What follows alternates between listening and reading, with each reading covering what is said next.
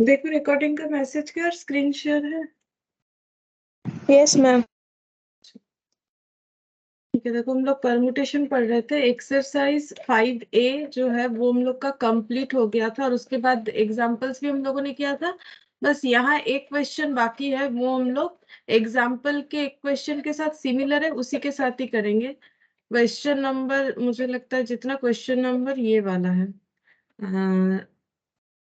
ये question number 19, ठीक है, इसी के जैसा और एक एग्जाम्पल भी है, वो दोनों को हम लोग एक साथ करेंगे। और यहाँ पर हम लोगों ने सारा एग्जाम्पल्स कर लिया था एक्सेप्ट सर्कुलर परमुटेशन, क्योंकि वो अभी तक हम लोगों ने नहीं पढ़ा है। उसके बाद 5B स्टार्ट किया था जिसमें हम लोगों ने क्वेश्चन नंबर 5 किया था। क्वेश्चन नंबर 6 से बता देते हैं। देखो क्वेश्चन नंबर 6 भी किया था, इसको एक बार रिपीट कर देते हैं। क्वेश्चन नंबर 6 को पूरा नहीं हुआ था उस दिन।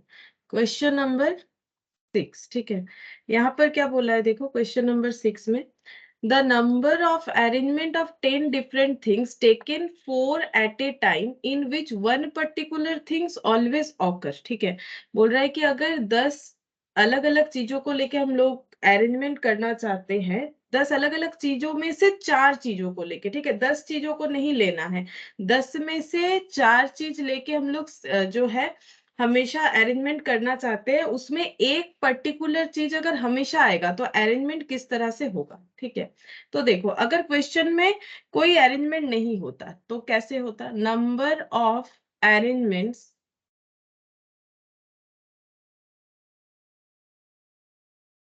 Without restriction. अगर कोई रेस्ट्रिक्शन नहीं होता, जैसे कि एक चीज हमेशा आना चाहिए, इस तरह का कोई रेस्ट्रिक्शन अगर नहीं होता, तो हम लोग का अरेंजमेंट कितने तरीके से होता है। इन दैट केस एन जो है 10, total number of things, 4 particular चीजों को लेके अरेंजमेंट करना है, तो number of things taken at a time 4। तो इन दैट केस ये आंसर हो जाता 10p4 करके जितना आएगा, तो n factorial n minus r factorial, मतलब 10 - 4, हम गलती से n लिख रहे हैं, 10 - 4। तो यहाँ पर हो गया 10 फैक्टोरियल और ये हो गया 6 फैक्टोरियल। तो यहाँ 10, 9, 8, 7 और यहाँ पर 6 फैक्टोरियल और ये 6 फैक्टोरियल। तो ये 8 इंटू 9 इंटू 7, 8, 9, 7 इंटू 10, मतलब 5040। ठीक है, 5040 वेज में हम लोग अरेंजमेंट कर सकते थे अगर कोई रेस्ट्रिक्शन नहीं होता कि एक चीज आना ही चाहिए ऐसा कुछ। लेकिन यहाँ पर क्या बोला है, एक रेस्ट्रिक्शन दिया है। रेस्ट्रिक्शन क्या दिया है, रेस्ट्रिक्शन दिया है कि वन पर्टिकुलर थिंग, कोई एक पर्टिकुलर थिंग ऑलवेज ऑकर, अगर एक चीज हमेशा आना चाहिए। ठीक है, तो एक कोई चीज है, 10 में से 10 कोई भी चीज ले लो, जैसे 10 चीजों का नाम हम लोग ऐसे दे सकते हैं, लाइक ABCD, ऐसे करके ABCDEFGHI,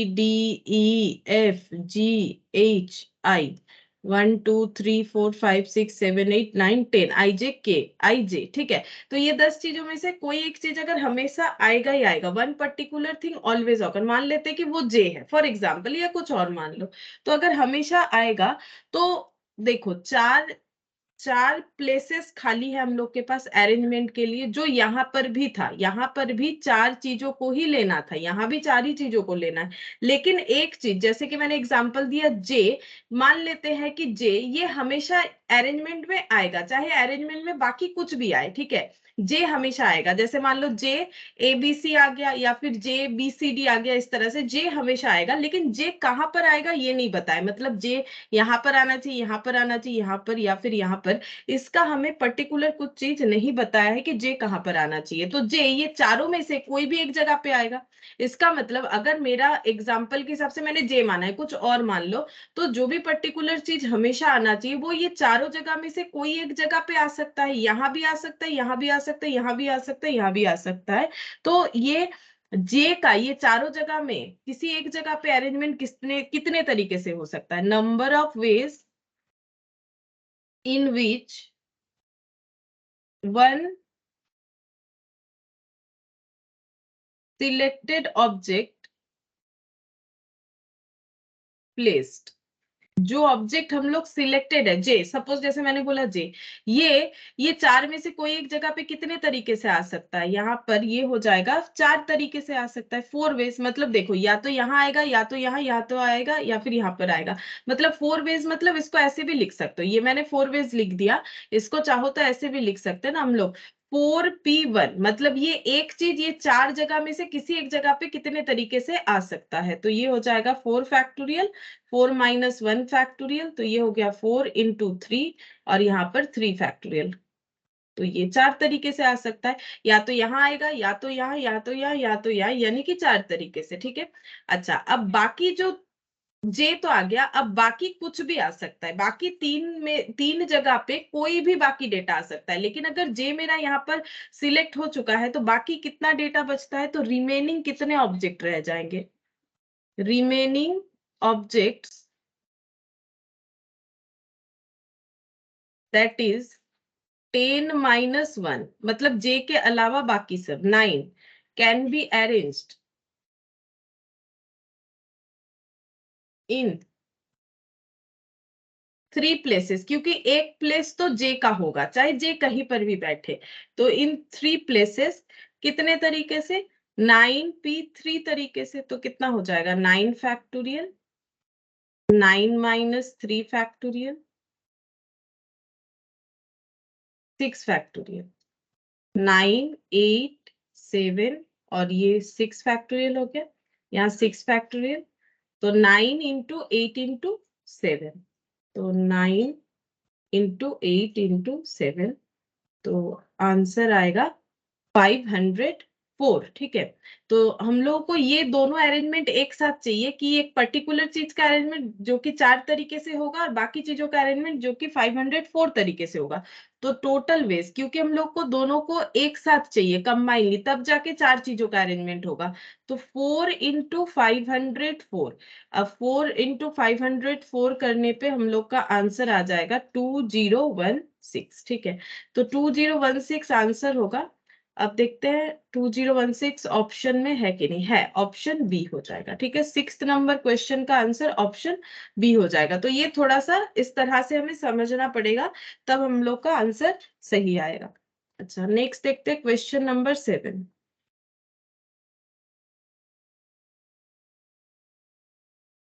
यहाँ पर बोला है, देखो, the number of permutations of 10 different things taken 4 at a time in which one particular thing never occur. ठीक है, 10 चीज है हम लोग के पास, 10 डिफरेंट थिंग्स, तो n इक्वल टू कितना हो गया 10, और हम लोगों को कितने चीजों को अरेंज करना है, टेकन 4 एट ए टाइम, यानी r हो गया टेकन 4 एट ए टाइम। लेकिन एक चीज which in which one particular thing never occur, अगर एक चीज हमें कभी भी नहीं लेना है, जैसे ABCDEFGHIJ, जैसे मैंने यहाँ पर लिखा था, अगर यहाँ पर भी हम लोग समझने के लिए लिख लेते हैं, ABCDEFGHIJ। ठीक है, ये 10 चीजों में से मान लेते हैं कि जे कभी नहीं आएगा, बाकी इसमें से कुछ भी सिलेक्ट करके चार चीजों का अरेंजमेंट कर सकते हैं। तो इसका मतलब ये कितने तरीके से होगा, तो अगर हम लोग का जे यहाँ से आउट हो जाता है, तो हम लोग का एन का आंसर रिवाइज्ड होके हो जाएगा 9। ठीक है, अब 9 में से चार चीज लेना पड़ेगा, क्योंकि सिलेक्ट तो चार चीज को करना है, अरेंज भी करना है, लेकिन एक चीज उसमें कभी नहीं लेना है। तो 9p4 हो जाएगा। तो 9 फैक्टोरियल, 9 माइनस 4 फैक्टोरियल, तो ये हो गया 9 8 7 6 और 5 फैक्टोरियल। यहाँ तक लिखेंगे क्योंकि नीचे भी 5 आ रहा है, 9 माइनस 4 करके। तो 6 7 8 9, 6 7 8 9, तो इसमें आंसर हो गया 3024। चेक करते 3024 कोई ऑप्शन है कि नहीं 7 का। हाँ है, 7 का आंसर हो जाएगा सी। ठीक है, 7 का आंसर हम लोग का हो गया सी। अच्छा, अब नेक्स्ट देखते हैं क्वेश्चन नंबर 8। यहाँ पर बोला है, mister X and mister Y entered into a railway compartment having 6 vacant seats, the number.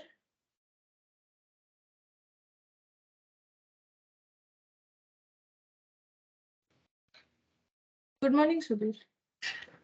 Good morning ma'am. देखो, हम लोग 8th नंबर कर रहे हैं अभी, जस्ट हम लोगों ने 6th और 7th नंबर किया है। 8th नंबर में देखो, Mr. X and Mr. Y entered into a railway compartment having 6 vacant seats. The number of ways in which they can occupy the seat is. बोल रहा है मिस्टर एक्स और mister Y दोनों जो है एक रेलवे कंपार्टमेंट में गए, वहां जहां 6 खाली जगह था, वो कितने तरीके से उस सीट को जो है ऑक्युपाई कर सकते हैं। ठीक है, ये हम लोग को बताना है। अब 6 सीट खाली है, जैसे कि देखो सीट 1 2 3 4 5 6, ठीक है, इतना जगह खाली है। अब वो कितने तरीके से बैठ सकते हैं, जैसे मान लो यहाँ पर 1 2 3 4 5 6 नंबर से मैंने सीट को बता दिया। ठीक है, अब जैसे मान लो जो एक्स है वो सीट 1 ले सकते हैं। ठीक है, एक्स वाई का अरेंजमेंट ऐसे हो सकता है, देखो किसी ने सीट 1 लिया, इन्होंने सीट 2 लिया, 1 लिया तो इन्होंने 3 लिया, 1 लेने पे इन्होंने 4 लिया। ठीक है, 1 लेने पे इन्होंने 5 लिया, 1 लेने पे इन्होंने 6 लिया। ये एक हो सकता है। अगर x ने y सेकंड सीट लिया तो y ने 1 2 2 टू टू तो नहीं होगा, क्योंकि एक जन अगर एक सीट पे बैठ जाएगा तो दूसरे जन थोड़ी ना उस सीट पे बैठ पाएगा। तो 2 1 हो सकता है, 2 3 2 4 2 5 2 6। ठीक है, अच्छा 3 1 3 2 3 4 3 5 3 6 ऐसा अरेंजमेंट हो सकता है। और क्या होगा चेक करते हैं।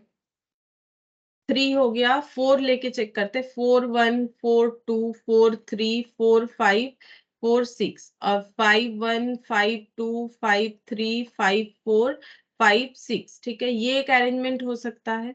और क्या हो सकता है, 6 1 ऐसे करके देखे, देखो 6 1 6 2 6 3 6 4 6 5, ये एक अरेंजमेंट हो सकता है। और तो कुछ नहीं होगा।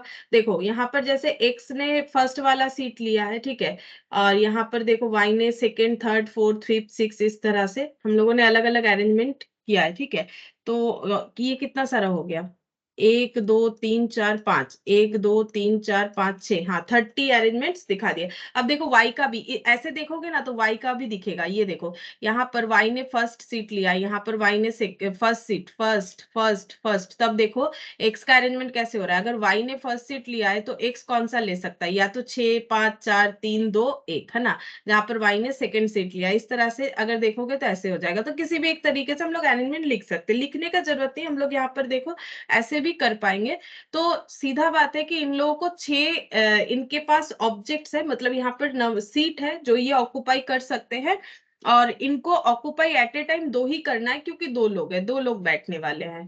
तो यहाँ पर 2 हो जाएगा आर का वैल्यू, तो 6p2। तो 6p2 का मतलब यहाँ पर 6 फैक्टोरियल, 6 माइनस 2 फैक्टोरियल, तो ये हो गया 4। तो 6 5 और 4 फैक्टोरियल,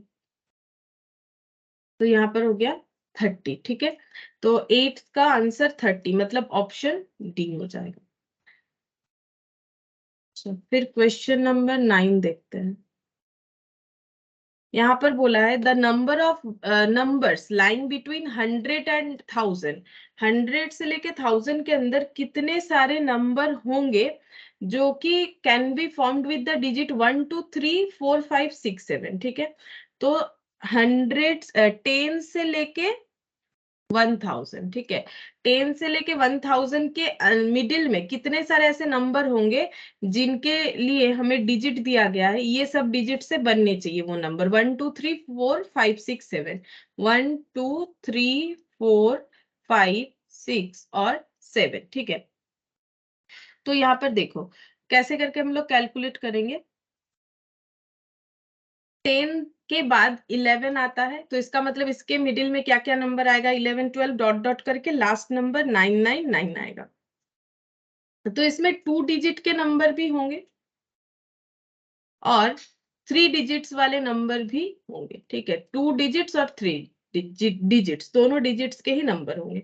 तो 2 डिजिट्स के कितने सारे नंबर बन सकते हैं, तो अगर 2 डिजिट हम लोग देखें तो 2 डिजिट के लिए 2 प्लेसेस चाहिए। ठीक है, अब यहाँ पर 2 डिजिट्स में देखो कोई भी नंबर हम लोग लिख सकते हैं, कोई प्रॉब्लम नहीं, 1 लिख लो, 2 लिख लो, 3 लिख लो, 4 लिख लो, 5 लिख लो, 6 लिख लो, 7 लिख लो, फर्स्ट जगह पे कुछ भी लिख सकते हैं। तो फर्स्ट जगह के लिए n का वैल्यू 1 2 3 4 5 6 7, तो यहाँ पर n का वैल्यू हो गया है 7, और यहाँ पर n का वैल्यू हो जाए, r का वैल्यू हो जाएगा 3। तो 7 में से सॉरी 3 नहीं, यहाँ पर हो जाएगा अच्छा, यहाँ तो कोई रेस्ट्रिक्शन नहीं है, तो 7 में से 2 सिलेक्ट करके बैठा देंगे, मतलब यहाँ तो कोई रेस्ट्रिक्शन नहीं कि हम फर्स्ट वाला अलग चेक करें, सेकेंड वाला अलग चेक करें।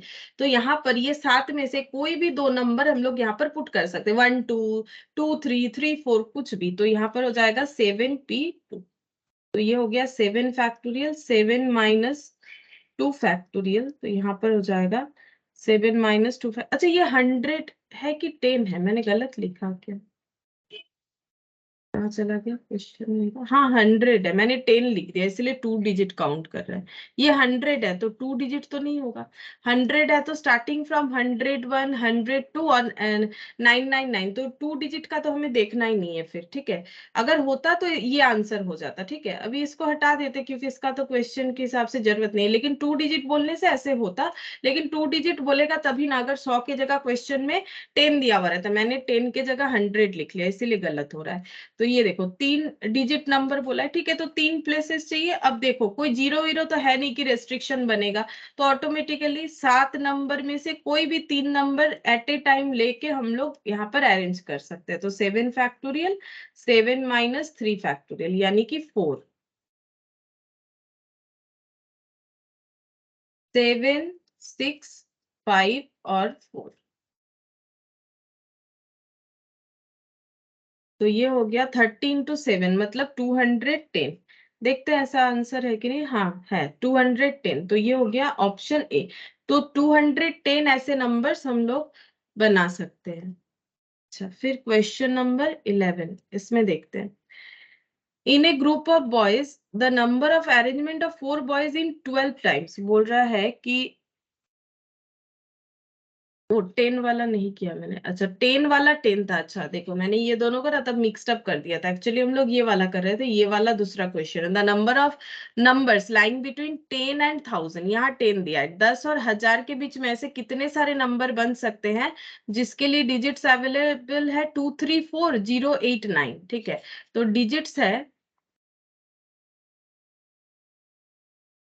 डिजिट्स है 2 3 4 0 8 9, और रेस्ट्रिक्शन है 10 से लेके 1000 के अंदर का हमें नंबर ढूंढना है। तो 10 के बाद 11 आ जाएगा, 12 आ जाएगा, डॉट डॉट करके लास्ट में 999 आएगा। तो यहाँ पर 2 डिजिट्स वाले नंबर भी होंगे और 3 डिजिट्स वाले नंबर भी होंगे, ठीक है।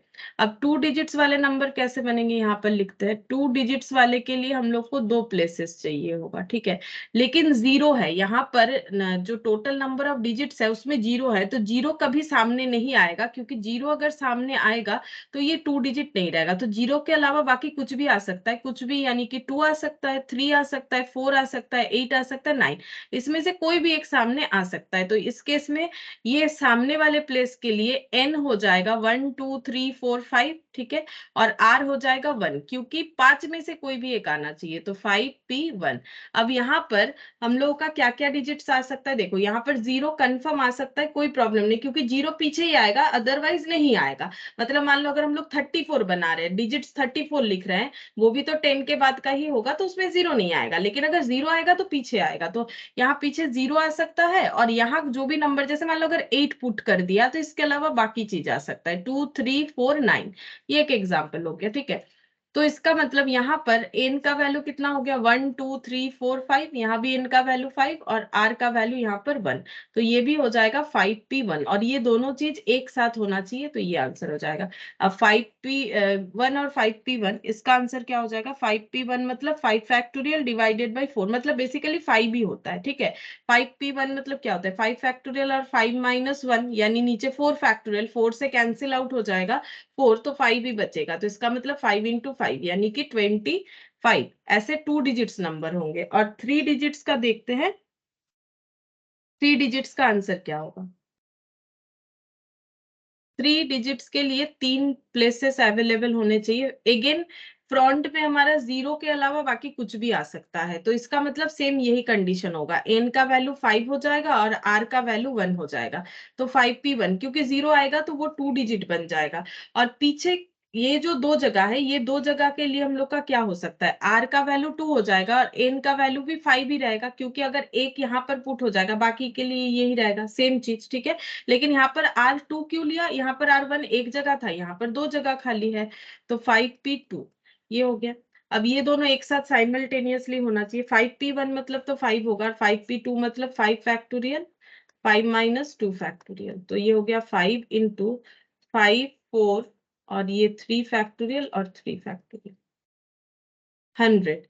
तो total number of digits, sorry total number of numbers, कितने सारे नंबर्स हो सकते हैं, तो 2 डिजिट्स वाले 25 ये देखो, और 3 डिजिट्स वाले 100, मतलब 125। ऑप्शन देखते हैं, ऑप्शन 125 यानी ऑप्शन सी हो जाएगा। तो 125 टोटल 125 नंबर्स हम लोग रेडी कर सकते हैं 10 से 1000 के बीच में ये डिजिट्स को लेके। अच्छा, क्वेश्चन नंबर 12, यहाँ पर क्या बोल रहा है देखो, 10 के बाद 11, शायद मैंने नंबरिंग गलत दे दी, 7 8 9 ये हो जाएगा 10 10 11। अच्छा, इसमें बोला है देखो, in a group of boys the number of arrangement of 4 boys in is 12 times the number of arrangement of 2 boys, the number of boys in the group। बोल रहा है ग्रुप में कुछ बॉयज है, वो हमें नहीं पता कि कितने बॉयज है, ठीक है। बोल रहा है कि उस ग्रुप में से अगर हम लोग 4 बॉयज का अरेंजमेंट करते हैं, वो 12 टाइम्स होगा the number of arrangement of 2 boys. 2 boys का अरेंजमेंट करना और 4 बॉयज का अरेंजमेंट करने में फर्क जो है वो बता रहा है 12 टाइम्स, यानी 12 गुना हो जाएगा, ठीक है। तो हम लोग मान लेते हैं कि total number of boys in group, वही हमें ढूंढना है, वो तो हमें पता नहीं कितने हैं, वो मान लेते हैं n, ठीक है। अब n में से 4 बच्चे का अरेंजमेंट कैसे हो जाएगा, 4 बॉयज का np4 और 2 बच्चों का हो जाएगा np2। अब कौन किसका 12 टाइम्स है, बोल रहे the number of arrangement of 4 boys is 12 times the number of arrangement of 2 boys, मतलब ये इसका 12 टाइम्स है। तो अगर हम लोग इक्वल करके दोनों साइड बराबर करेंगे तो यहाँ पर 12 देना पड़ेगा, ऑब्वियसली 4 बच्चों का अरेंजमेंट का नंबर ज्यादा आएगा, 2 बच्चों का अरेंजमेंट कम होगा ना, जैसे 2 बच्चों का अरेंजमेंट करेंगे तो वो कम होगा, मतलब नंबर ऑफ अरेंजमेंट, जहां पर 4 बच्चों का अरेंजमेंट करेंगे तो वो ज्यादा होगा, तो ये इसका 12 टाइम्स है। अब इसको हम लोग सॉल्व करके देख सकते हैं, ये एक ऑप्शन है, या फिर इसमें हम लोग जो है आंसर्स के ऑप्शन को पुट करके चेक कर सकते हैं। ऑप्शन है 10 8 6, ठीक है, 10 है, 8 है, 6 है और नन ऑफ दिस है। अब हम लोग इस पे देखो 10 पुट करके देख सकते हैं ये टैली होता है कि नहीं, अगर होगा तो 10 आंसर होगा, अगर नहीं होगा तो फिर 8 से चेक करना पड़ेगा। एक बार 10 से पुट करके देखते हैं, जैसे अगर ऑप्शन ए लेते हैं तो ये इस पे चेक करते हैं, ठीक है। तो ऑप्शन ए लेने से क्या होगा, 10p4, तो 10p4 पहले चेक करते हैं, 10p4 कितना हो जाएगा, 10 फैक्टोरियल और 10 माइनस 4 6 फैक्टोरियल, तो यहाँ पर 10 हम लोग कैलकुलेटर पे देख लेते हैं, 6 के आगे तक काउंट करना चाहिए, तो 10 9 8 7, तो ये हो जाएगा 5040, ठीक है, ये हो गया 5040। और np2 मतलब 10p2, तो 10p2 मतलब 10 फैक्टोरियल डिवाइडेड बाय 8 फैक्टोरियल, तो 8 फैक्टोरियल के साथ कैंसिल आउट होके 10 इंटू 9 90 होगा। अब 90 इंटू 12 जो है 5040 नहीं होता है, देख लो 5040 नहीं होगा, 1080, तो ऑप्शन ए से तो हम लोग का आंसर नहीं होगा। अब ऑप्शन बी से देखते हैं, 8p4, ठीक है, ऑप्शन बी से चेक करते हैं, 8p4 यहाँ पर चेक करते हैं, 8p4, तो ये हो गया 8 फैक्टोरियल और 8 माइनस 4 यानी 4 फैक्टोरियल। अब 4 फैक्टोरियल तक हमें काउंट नहीं करना पड़ेगा, हम लोग अप टू 3 तक, 6 आंसर होगा ना, अच्छा तो हाँ 6 हो सकता है, तब इसका मतलब इससे टैली नहीं होगा, मुझे लगता है 6 ही आंसर होना चाहिए, हाँ 6 होगा आंसर।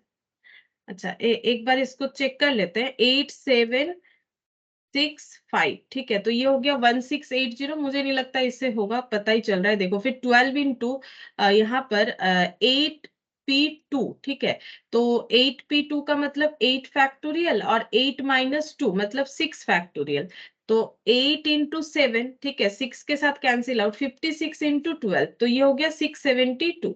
तो ये भी नहीं हो रहा है, ऑप्शन बी भी नहीं हो रहा है, तो ऑप्शन सी या तो नन ऑफ दिस, लेकिन ऑप्शन सी से हम लोग का आंसर जरूर टैली होगा। ये देखो सी वाला बोल रहा है यहाँ पर 6 है, तो 6p4 ये कितना हो जाएगा, 6 फैक्टोरियल बाई 2 फैक्टोरियल, मतलब 6 से लेके 5, और ये हो जाएगा हम लोगों का 4 और 3 तक काउंट करेंगे, मतलब 360, और ये 12 इंटू 6p2, तो 12 into 6 factorial divided by 4 factorial, तो 6 5 4 के साथ कैंसिल हो गया, इंटू 12। देखो धीरे धीरे कैलकुलेटर पे ही पूरा चीज हो जाता है, इतना लिखने का जरूरत नहीं होता है, लेकिन वो प्रैक्टिस के ऊपर है, काफी जल्दी होगा। देखो अगर हम लोग ऐसे लिख लेते उसके बाद पूरा ही कैलकुलेटर पे हो जाएगा, तो सी हम लोग का आंसर हो जाएगा। और इसको चाहो तो सॉल्व करके भी ये किया जा सकता है, लेकिन थोड़ा सा टाइम टेकिंग हो जाता है, सॉल्व करने के बाद फिर इसको मिडिल टर्म भी करना पड़ सकता है, ठीक है। जैसे ये देखो हम दिखा देते हैं, NP4 और यहाँ पर हो जाएगा 12NP2, ठीक है। तो n factorial n minus 4 factorial, और ये हो गया 12 इंटू n फैक्टोरियल और n माइनस 2 फैक्टोरियल, ठीक है। तो n दोनों साइड से कैंसिल आउट करेंगे तो क्रॉस मल्टीप्लीकेशन कर सकते हैं, तो ये हो जाएगा 12 इंटू n माइनस 4 फैक्टोरियल, और इधर हो जाएगा n माइनस 2 फैक्टोरियल, ठीक है।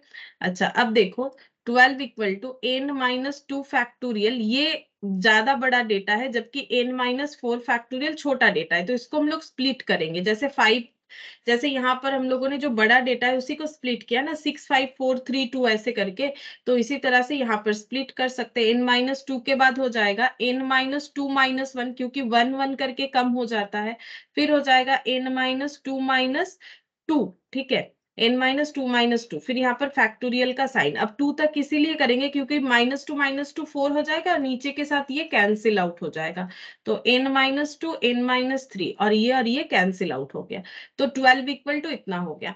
अब इसका मिडिल टर्म करना पड़ेगा, मिडिल टर्म करोगे तो इसमें देखो ऐसे आंसर हो जाएगा, ये हो जाएगा n square minus 3n minus 2n plus 6, अब ये इधर लेके आ जाते हैं पूरा, n स्क्वायर माइनस यहाँ पर हो गया 5n, और ये प्लस 6, और यहाँ पर -12, तो n स्क्वायर ये 0, n square minus 5n minus 6 equal to 0। अब इसको मिडिल टर्म करेंगे तो n स्क्वायर माइनस यहाँ पर हो जाएगा 6 माइनस 1,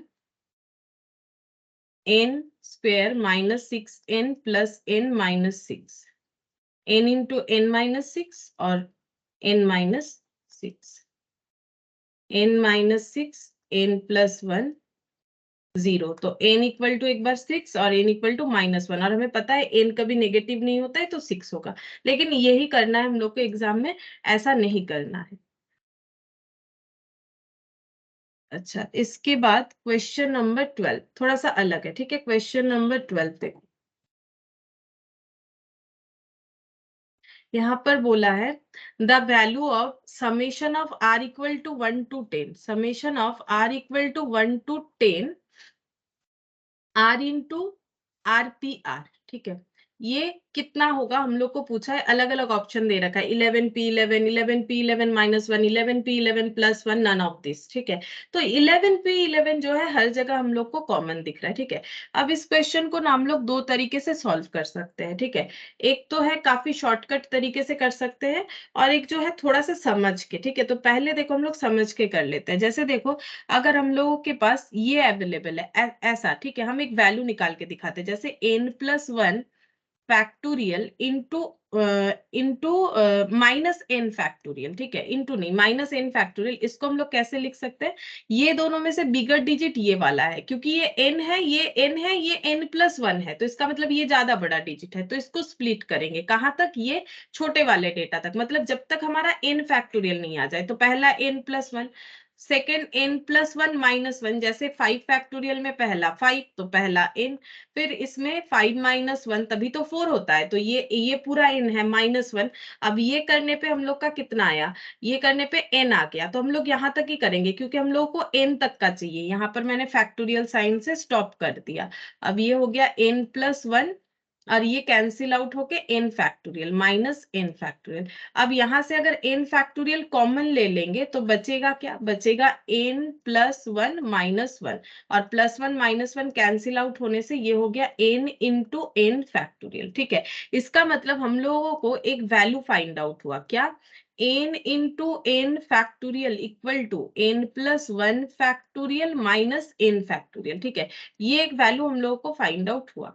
अब इसका यूज कहाँ होगा, देखो ये जो है ये n इंटू n फैक्टोरियल या फिर ये, इसमें कोई फर्क नहीं है, क्योंकि देखो n p n का मतलब ही तो n फैक्टोरियल होता है। ठीक है, ये r p r है, n के जगह r दिया हुआ है और कुछ नहीं, तो ये n p n या फिर ये n फैक्टोरियल, बात बराबर है। ठीक है, अब हम लोग क्या करेंगे, यहाँ पर इसको हम लोग लिखेंगे इस तरह से, r का वैल्यू 1 है तो 1 इंटू आर पी आर मतलब 1p1, फिर यहाँ पर समेशन है तो प्लस हो जाएगा, r का वैल्यू 1 से लेके 10 तक है तो फिर 2 हो जाएगा, 2p2, फिर 3 हो जाएगा, 3p3, फिर 4 हो जाएगा, 4p4, फिर 5 हो जाएगा, 5p5, फिर 6 हो जाएगा, 6p6, फिर 7 हो जाएगा, 7p7, फिर 8 हो जाएगा, 8p8, फिर 9 हो जाएगा, 9p9, फिर 10 हो जाएगा। 10 तक ही लिखेंगे क्योंकि हम लोग को 10 तक ही दिया गया है।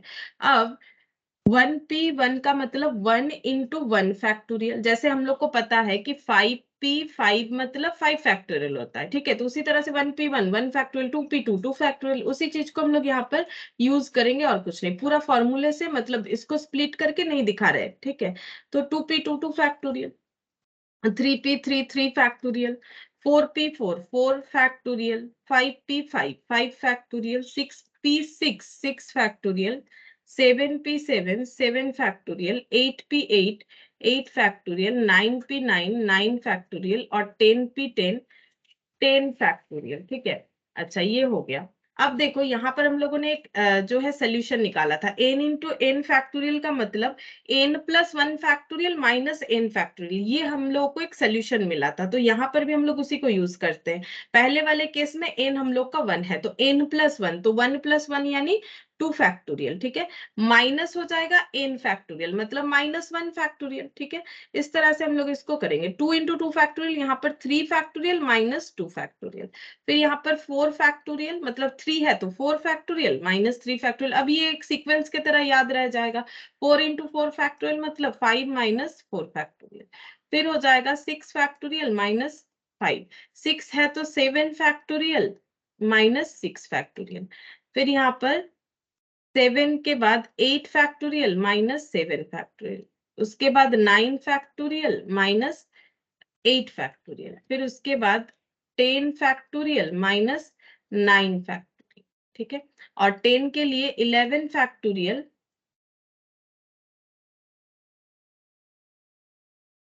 इधर ही कर लेते हैं, इधर होगा तो आसानी होगा, फिर यहाँ पर हो जाएगा 11 फैक्टोरियल माइनस 10 फैक्टोरियल। ठीक है, अब ये हम लोग का कैंसिल आउट हो जाएगा अगर हम लोग ब्रैकेट ओपन करेंगे, फिलहाल हम बिना ब्रैकेट ओपन करे भी कर सकते हैं, हर जगह पे प्लस है, कोई साइन चेंजेस का तो जगह नहीं है, तो ये कैंसिल आउट हो गया, +3 -3 +4 -4, ठीक है, +5 -5 +6 -6 +7 -7 +8 -8 +9 -9 +10 -10, यहाँ बचा +11 फैक्टोरियल और यहाँ बच रहा है ये -1 फैक्टोरियल, तो -1 फैक्टोरियल और +11 फैक्टोरियल। अब इसको हम थोड़ा सा घुमा के लिख लेते हैं, 11 फैक्टोरियल -1 फैक्टोरियल। ठीक है, अब 11 फैक्टोरियल को हम लोग बोल सकते हैं 11p11, एक ही बात है, -1 फैक्टोरियल यानी कि 1, तो ये देखो 11p11 -1, ऑप्शन बी के साथ हम लोग का आंसर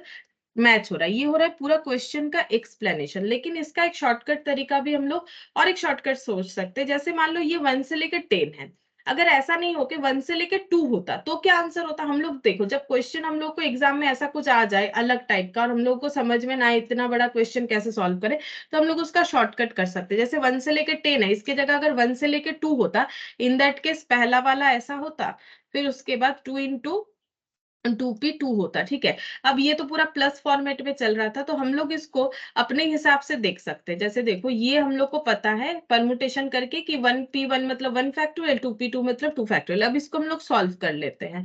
तो यहाँ पर हो जाएगा 2 × 2 × 1, तो ये हो गया 1 + 1 × 1 1, और ये हो गया 4, तो ये हो गया 5, ठीक है। अब इसको अगर हम लोग फैक्टोरियल फॉर्मेट में लिखना चाहते हैं तो कैसे लिखेंगे? जैसे आंसर में अगर देखें तो हर जगह पे हमें 11 दिखेगा, जबकि ये 10 तक कंप्लीशन था। तो अगर ये 2 तक कंप्लीशन है तो हम लोग ये 3 से ट्राई करके देख सकते हैं कि 3p3 -1 करने से या +1 करने से। देखो ये क्या है, 11p11 है ना। पहले हम लोग चेक करते हैं कि अगर हम लोग 3p3 करते हैं तो हम लोग का आंसर क्या होगा। 3p3 करने से आंसर हो जाएगा 3 फैक्टोरियल यानी 6, लेकिन हम लोग को क्या चाहिए, 5 चाहिए, तो इस पे -1 करेंगे तो 5 हो जाएगा। इसका मतलब हम लोग का आंसर जो है 11p11 -1 के साथ जो है इक्विवेलेंट हो रहा है, जो हम लोग सिर्फ 2 डिजिट, मतलब हम लोग इसको अपने हिसाब से ऐसे जो है थोड़ा सा सिंप्लीफाई करके चेक करके देख सकते हैं, ठीक है। अगर इतना बड़ा डेटा, ये तो काफी टाइम लगा ना लिखने में, लेकिन अगर हम लोग इसको इमेजिन कर ले कि ये 10 के जगह 2 तक है, प्लस प्लस ही है ना, कोई चेंजेस तो है नहीं, तो ऐसे करके देख सकते हैं।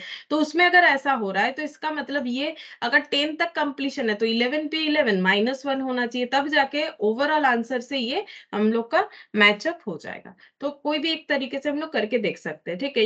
ये है पूरे डिटेल्स, और ये है हम लोग छोटा सा क्वेश्चन को स्प्लिट करके समझ सकते हैं। अब क्वेश्चन नंबर 13 देखते हैं। The total number of n digits, number of different digits is, बोल रहा है टोटल नंबर ऑफ n नहीं सॉरी 9 डिजिट नंबर। अगर टोटल 9 डिजिट नंबर है हम लोगों के पास ऑफ डिफरेंट डिजिट्स, तो हम लोग 9 डिजिट्स का कितना सारा नंबर बना सकते हैं, ठीक है। 9 डिजिट्स का कितना सारा नंबर बना सकते हैं, जितने डिजिट्स है उससे। लेकिन इस बार हम लोग को डिजिट्स नहीं बोला है, तो डिफरेंट डिजिट्स जो है वो क्या क्या हो सकता है। तो पूरे मैथमेटिक्स में 10 डिजिट्स होता है, 0 से लेके 1 2 3 4 5 6 7 8 और 9, ठीक है। इसके बाद जो 10 है वो 1 और 0 का ही कॉम्बिनेशन है, 11 1 1 का, 12 1 2 का। तो इसीलिए हम लोगों का मेन जो डिजिट्स है वो 10 ही ये माना जाता है, तो n का वैल्यू 10 हो गया, ठीक है। अब अगर 9 डिजिट्स का नंबर बनाना है तो एट ए टाइम हम लोगों को 9 डिजिट्स को सिलेक्ट करना पड़ेगा। तो 9 डिजिट्स मतलब जगह हो जाएगा 1 2 3 4 5 6 7 8 9। लेकिन जो ये फॉरवर्ड यहाँ पर जो है फ्रंट प्लेस जो है, यहाँ पर कभी भी 0 नहीं लिख सकेंगे, तो ये 8 डिजिट हो जाएगा। तो 0 नहीं लिख सकते, उसके अलावा कुछ भी लिख सकते हैं। तो 10 में से एक हमारा एलिमिनेट हो जाता है, तो 9 में से कोई भी एक हम लोग यहाँ पर लिख सकते हैं। तो ये हो गया 9p1। बाकी बचे हुए जितने भी जगह है उसमें बाकी डिजिट्स में कुछ भी लिख दो, कोई प्रॉब्लम नहीं है। तो बाकी जितना भी जगह है, तो बाकी जगह कितना है और डिजिट्स कितना है, बाकी जगह हम लोग का 8 होगा। 9 डिजिट में एक जगह फुलफिल हो गया तो 8 हो गया।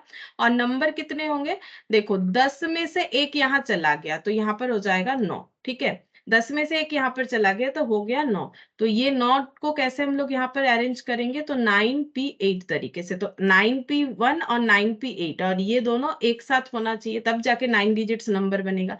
तो 9p1 मतलब 9 होता है, और यहाँ पर 9 फैक्टोरियल, और 9 - 8 मतलब 1 factorial.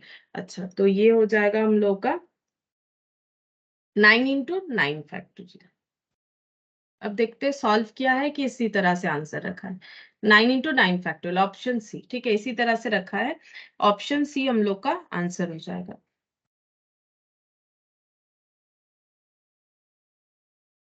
Question number 14। The number of ways in which 6 men can be arranged in a row so that the particular 3 men sit together, बोल रहा है कि हम लोगों को इस तरह से अरेंज करना है 6 लोगों का, ताकि एक रो में, ताकि 3 पर्टिकुलर पर्सन जो है वो हमेशा एक साथ ही बैठे, ठीक है। तो टोटल पर्सन्स है 6, उसमें 3 लोगों पे रेस्ट्रिक्शन लगा है, 3 लोगों पे रेस्ट्रिक्शन नहीं है, restricted,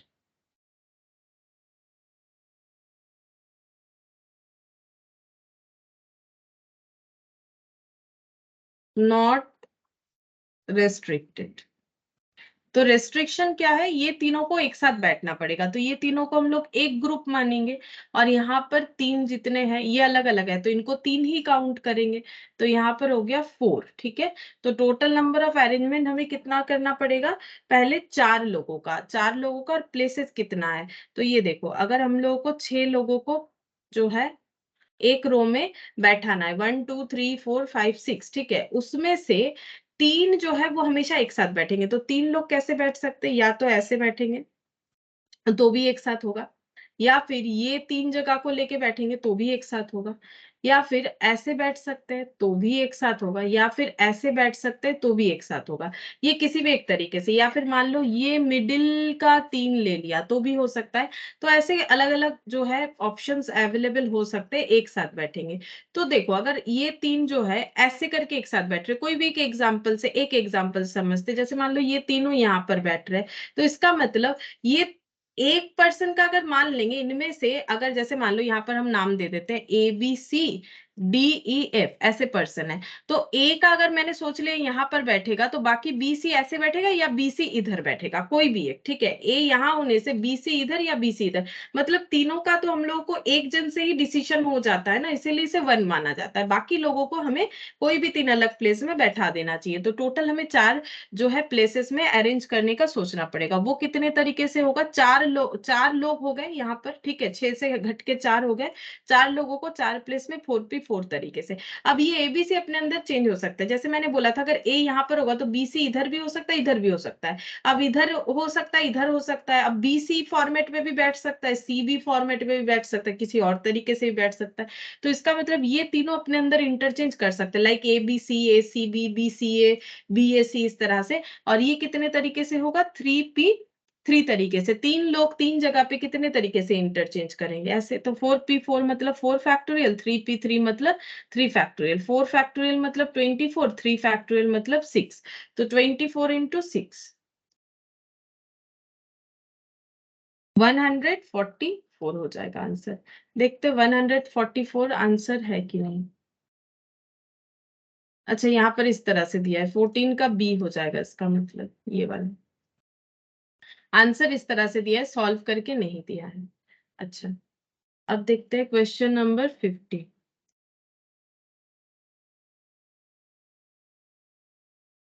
There are 5 speakers A, B, C, D and E. A, B, C, D and E. The number of ways in which A will speak always before B.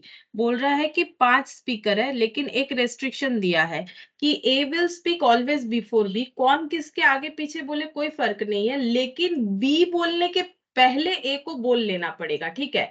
मतलब अगर CDE बोल लिया है कोई बात नहीं है, अब CDE का अगर कंप्लीशन हो गया है तो पहले ए बोलेगा उसके बाद ही बी बोलेगा, अगर बी बचा हुआ है तो मतलब बी बोलने के पहले हमेशा ए को बोल लेना चाहिए। तो यहाँ पर लिखेंगे टोटल स्पीकर कितने हैं, 5 जन हैं। अब इसमें 2 जन का रेस्ट्रिक्शन है, ए और बी का, ठीक है, और सी डी ई इनका कोई रेस्ट्रिक्शन नहीं है, तो इनका रेस्ट्रिक्शन है, ये रेस्ट्रिक्ट है, और ये जो है ये नॉट रेस्ट्रिक्ट है। अब इनका बोलने का अरेंजमेंट कैसे हो सकता है, CDE को इंडिविजुअली कैसे भी अरेंज करो उनको कोई फर्क नहीं पड़ेगा, किसी के भी आगे बोलने के लिए ऑप्शन दिया जाए या बाद में, लेकिन A और B का फर्क पड़ेगा। A और B का जो है इनका रेस्ट्रिक्शन मतलब इनका जो है ऐसे है कि पहले A बोलेगा उसके बाद ही B बोलेगा, तो इसीलिए इनको हम लोग एक मानेंगे क्योंकि ये तो हमेशा एक साथ रहेंगे। तो ये हो गया 4 चीजों का अरेंजमेंट, ठीक है। अब 4 लोगों को कैसे अरेंज कर सकते हैं बोलने के लिए, 4p4 तरीके से, ठीक है। जैसे मान लो 1 2 3 4 5, ये मान लो बोलने का सीक्वेंस में अरेंज कर दिया। अब बोल रहे ए विल स्पीक बिफोर बी, ठीक है। अब जैसे हम एक एग्जांपल ले रहे हैं, पहला मान लो सी ने अपना बात बोल लिया, डी ई, ठीक है। अब बचा कौन, ए बी। अब बोल रहा है ए पहले बोलेगा फिर उसके बाद ही बी बोलेगा, ऐसा होना चाहिए। तो ऐसा एक अरेंजमेंट हो सकता है, कुछ और भी हो सकता है, जैसे मान लो यहाँ पर पहले डी फिर सी, ऐसे करके कुछ भी तो हो सकता है ना, वही तो हम लोग को ढूंढना है कितना अरेंजमेंट होगा। तो ये देखो ये दोनों का हमेशा एक साथ ही होगा, पहले ए फिर बी, इस फॉर्मेट में। तो एक्चुअली हम लोगों को यहाँ 3 और यहाँ एक, 4 लोगों का अरेंजमेंट करना पड़ेगा। और ये जो ए बी है, क्या ये अपने अंदर इंटरचेंज करेंगे? नहीं कर सकते। ऐसा नहीं कि ए बोल लिया फिर बी बोल लिया फिर ए, ऐसा नहीं होगा, क्योंकि रेस्ट्रिक्शन ही वही था कि ए जो है पहले बोलेंगे बी के पहले, तो इसका मतलब यहाँ पर ए और बी अपने अंदर इंटरचेंज नहीं करेंगे। तो ये हो जाएगा, ए बी का प्लेस फिक्स हो गया, मतलब कोई कहीं पर भी कैसे भी बोलने का अरेंजमेंट करे, बी के आगे ए बोल लेगा। अब ये हो गया 4p4 यानी 4 फैक्टोरियल यानी कि 24। तो ऑप्शन हम लोगों का ए हो जाएगा। ये देखो ऑप्शन ए हो गया 15 का। तो इस तरह से अरेंजमेंट होगा। यहाँ पर इंटू करके तब होता है जब अगर जो ग्रुप में है रेस्ट्रिक्टेड है जो, उनमें अगर चेंजेस हो सकता है, बट इनमें चेंजेस नहीं होगा। ऐसा नहीं कि ए बी बी ए 2 हो जाएगा, ऐसा अरेंजमेंट नहीं हो सकता, इसीलिए वहां पर हम लोगों को मल्टीप्लाई करके कुछ नहीं करना पड़ा। अच्छा, फिर देखो क्वेश्चन नंबर 16। यहाँ पर बोल रहा है देयर आर 10 ट्रेन है playing between Calcutta and Delhi.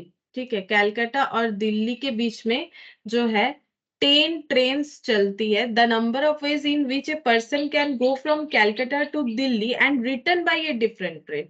बोल रहा है कि एक ट्रेन से जाना है उनको और दूसरे किसी ट्रेन से लौट के आना है, मतलब कंप्लीट जर्नी का बात हो रहा है। ठीक है, तो ट्रेन कितने हैं? 10। ठीक है, जाना भी है जाके आना भी है, तो जब वो जाने आने का दोनों सोच लेंगे तो उनको 2 ट्रेन बुक करना पड़ेगा, एक जाने वाला और एक आने वाला। यानी एट ए टाइम 2 ट्रेन उनको सिलेक्ट करना है कि हम जिस ट्रेन में जाएंगे उससे वापस नहीं आने वाले, दूसरे किसी ट्रेन से हम लोग वापस आएंगे, क्योंकि यहाँ पर बता दिया है देखो बाई ए डिफरेंट ट्रेन। तो ठीक है, तो जाने के टाइम एक, आने के टाइम दूसरा कोई, तो हम लोग को 2 ट्रेन सिलेक्ट करना पड़ेगा। तो 10 में से कोई भी 2 ट्रेन कितने तरीके से सिलेक्ट कर सकते हैं? 10p2 तरीके से। तो यहाँ पर हो गया 10 फैक्टोरियल और 10 माइनस 2 यानी 8 फैक्टोरियल। तो 10 इंटू 9 इंटू 8 90। ठीक है, तो 90 मतलब यहाँ पर ऑप्शन देखते हैं है कि नहीं। 90 मतलब ऑप्शन बी, हाँ है, ऑप्शन बी हो जाएगा। The number of ways in which 8 sweat, ठीक है, 8 sweats of different sizes can be distributed among 8 persons of different ages, so that the largest sweat always goes to be younger, assuming that each one of them gets a sweat। ये them होगा, then नहीं होगा। ठीक है, हर एक को एक ना एक स्वेट मिल ही जाए। तो 8 स्वेट्स है जो कि हमें डिस्ट्रीब्यूट करना है। ठीक है, तो यहाँ पर लिखते हैं नंबर ऑफ स्वेट, ये है 8। ये हम लोग को क्या करना है? डिस्ट्रीब्यूट करना है। 8 लोग भी है, लेकिन यहाँ पर रेस्ट्रिक्शन ये है कि लार्जेस्ट वाला जो है वो हम छोटे वाले को जाए। ठीक है, जो यंगर है उनको जाए लार्जेस्ट वाला, यही रेस्ट्रिक्शन है और कुछ नहीं। ठीक है, तो यहाँ पर लार्जेस्ट एंड अदर। ठीक है, अदर मतलब एक सबसे जो बड़ा स्वेट होगा वो किसी एक पर्सन, पर्टिकुलर पर्सन को जाएगा, और वो किसको जाएगा? जो सबसे छोटा है। ठीक है, जो सबसे छोटे हैं। और बाकी जो है अदर जो है, तो अदर 7 बचेंगे। ठीक है, तो ये लार्जेस्ट वाला एक ही होगा। लार्जेस्ट मतलब क्या? सबसे बड़ा। और बाकी कितना हो जाएगा? 7। ठीक है, अब ये एक जो है ये इन्हीं को जाएगा, किसी और को नहीं जाएगा। और ये कितने तरीके से हो सकता है? 1p1, एक ही तरीके से, एक पर्सन को एक चीज एक ही तरीके से दे सकते हैं। और बाकी बचे हुए 7 पर्सन को 7 चीज हम लोग अलग अलग तरीके से दे सकते हैं। 7p7, जैसे मान लो स्वेट ऐसे है, sweat 1, sweat 2, sweat 3, sweat 4, sweat 5, sweat 6, sweat 7, sweat 8, जिसमें से मान लो ये जो स्वेट 4 है ये लार्जेस्ट है, एग्जाम्पल। ठीक है, लार्जेस्ट है, तो ये चला जाएगा इनको। ठीक है, ये चला जाएगा इनको। बाकी ये जो है ये किसी को भी मिल सकता है। अब मान लो जितने भी लोग हैं, जैसे मान लो लोग हैं ABCDEF, 1 2 3 4 5 6 7 8, तो ये H मान लो, ये H है। ठीक है, तो बाकी ये G तक। अब A को जैसे S1 भी दे सकते हैं, S2 भी दे सकते हैं, S3 भी दे सकते हैं ना। इसीलिए बोल रहा है कि बाकी बचे हुए 7 किसी भी 7 लोगों को जा सकता है 7p7 तरीके से। अब ये दोनों चीज जो है वो एक साथ होना चाहिए, तभी ना 8 लोगों को डिस्ट्रीब्यूशन होगा। तो ये हो गया इस तरह से। तो 1p1 मतलब 1 फैक्टोरियल, 7p7 मतलब 7 फैक्टोरियल। तो 1 इंटू 7 फैक्टोरियल, तो 7 6 5 4 3 2, तो 5040, ठीक है, 5040 इंटू 1, तो वही होगा 5040। तो ये देखते हैं, ऑप्शन बी था, मुझे जितना लग रहा है, मैंने तो लिख तो दिया, देख लेते हैं। हाँ, ऑप्शन बी था, ठीक है। तो ये हम लोग का आंसर हो जाएगा। तो यहाँ पर बोला था कि सबसे जो लार्जेस्ट स्वेट है वो सबसे यंगेस्ट को जाना चाहिए। Question number 18, the number of arrangement in which the letter of the word Monday be arranged so that the word thus formed begin with M and do not end with N। बोल रहा है कि M से शुरू हो और N से खत्म ना हो, ऐसा अगर अरेंजमेंट करना चाहते हैं मंडे वर्ड के लेटर से, तो कितने सारे अरेंजमेंट हो सकते हैं। तो यहाँ पर पहले लिख लेते हैं मंडे।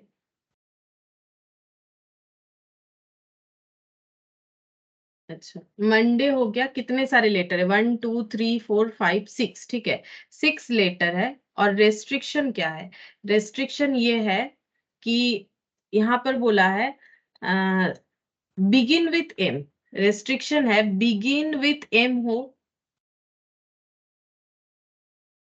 एंड यहाँ पर एंड क्या बोला है, do not end with N, do not बोला है, do not end with N, N से खत्म ना हो, ठीक है।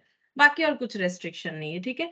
बाकी जो है रेस्ट्रिक्शन कुछ नहीं है, रेस्ट्रिक्शन ये दो है, बाकी नॉन रेस्ट्रिक्टेड है। तो एम और एन पे रेस्ट्रिक्शन है, बाकी किसी पे रेस्ट्रिक्शन नहीं है, ठीक है। तो 1 2 3 4 5 6, 6 जगह हम लोगों को चाहिए, 6 लेटर से वर्ड बनाने के लिए। तो स्टार्टिंग में एम ही होना चाहिए। अगर स्टार्टिंग में एम ही होगा तो कैसे होगा, 1P1 तरीके से। क्यों, क्योंकि एन भी 1, क्योंकि यहाँ से हमें ऐसा नहीं है कि 6 में से एक को सिलेक्ट करना है, हमें सिर्फ एम ही लेना है, एम में से एम ही लेना है।